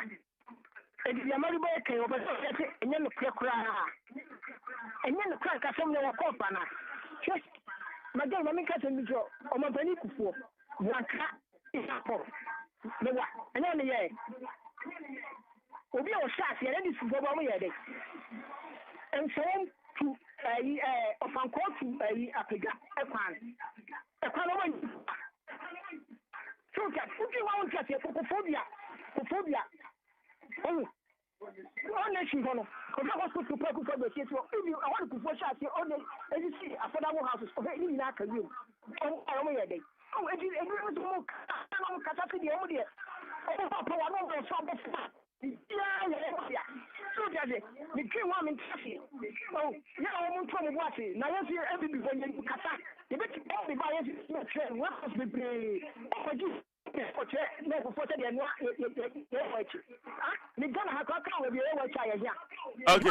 Bema, me that's you. My main fan do who you are, but my high. Yeah, my. Yeah, My dear, who is in Madina? Yo. Catch an NK, there is a training for 157 NK. Men and who's a woman is our one yet. I've run a whistle free, we ain't seeing no. My dear, yes, sir. Since yesterday, Bank of Ghana, Governor Ben, and why you do a boca. It's a Serenado, Abba the Governor. And I'm a move through a move bonnie. And to one governor, Aboka, a BC that is $50 billion city. Now, what do you gain? Mandiri, this part, then the case, what do you gain? Oh, but what's the baby mambo? A human being, and 1 year, Obi can't say, the mama day. Vice President, I could give me for the mama, then never cut on Mahama. Vice President, what do mama in control? Could you can't tell airport and could you offer Prino? You Mahama, yeah. There is hospital in Mahama, yeah. I'm married to Mahama, yeah. You could send a million and the movie, Mahama, yeah. Vice President, and you may make up Mahama, then also. Now, one day, you never call Vice President. I then make up one and throw, could you remember, Casse? Yeah, but July, we'll be a Ghana card. I will find when you Ghana card. Vice President, what would they need to feel so? Vice President, and if you show, Mr. Ennis, you show, and to know you want Vice President, no, Mr. Mahama. Now, Mahama Baman is down. And so, Mr. Vice President, and if you show in there, you show with Chima. Because what the money you show, you be there. But I say, my next one, last one here, Maha. Yes, sir. Yeah, too, Mr. Gotti. Yo, that's my Jerry. No, Michelle. Michelle, honorable. My Jerry. Ghana for. That's so MPP for SWAT chair. So they take Ghanaians for granted. MPP believe that Ghanaians cannot reason. For that, I say, Yambo say more. Because inflation. It's 40%. But we have said, Mama said, oh, you're incompetent because dollar is $dollar. Because inflation is 60%. And the 40% you both say now. But we have said, Mama said, oh, you're incompetent because dollar is 370 pesos. And the dollar is 12 cities.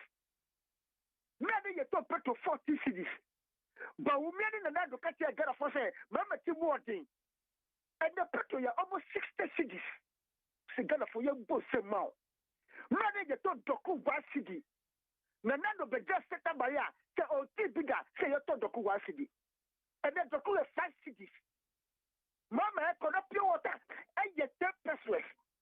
And then pure water, you 50 pesos. Nanano the bow, you catch a Ghana for say.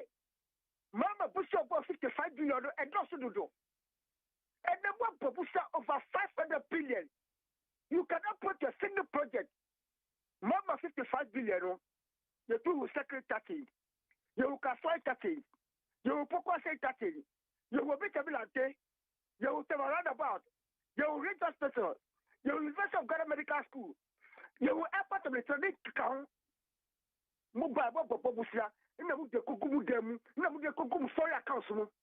What do you hope to Mama home? Okay, Mr. Gotti. Yeah, that's it.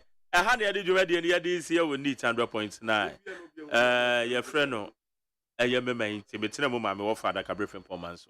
And I want maybe if you are Kingsley, needing Kingsley. I'm all about. There be some now say me done in a year. Okay. Yeah. All right. It's Kingsley Haruna Maliba, member of the NDC Communication Bureau, Befia. Nana K, a member of the MPP Communication Team. On also Babekayon. Earlier on, the Physician Association for also Ekasai, and the economist in so Kasai fa a mid-year review.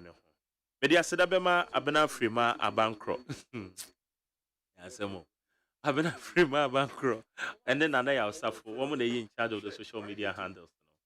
Na ekuya free ene odame kwajo damiado womo ena ebo chido ayede jumedie yede ebra onyankopon ya adoma ye besan ehia biem nyankopon shuro bibia na wom kai say Friday a holiday Friday be the holiday dame shuro bibia yeah sorry Ola Michael abena mowe ni apamfo no nyina womo de ye kofie jumedie eba betwa us ame shuro bibia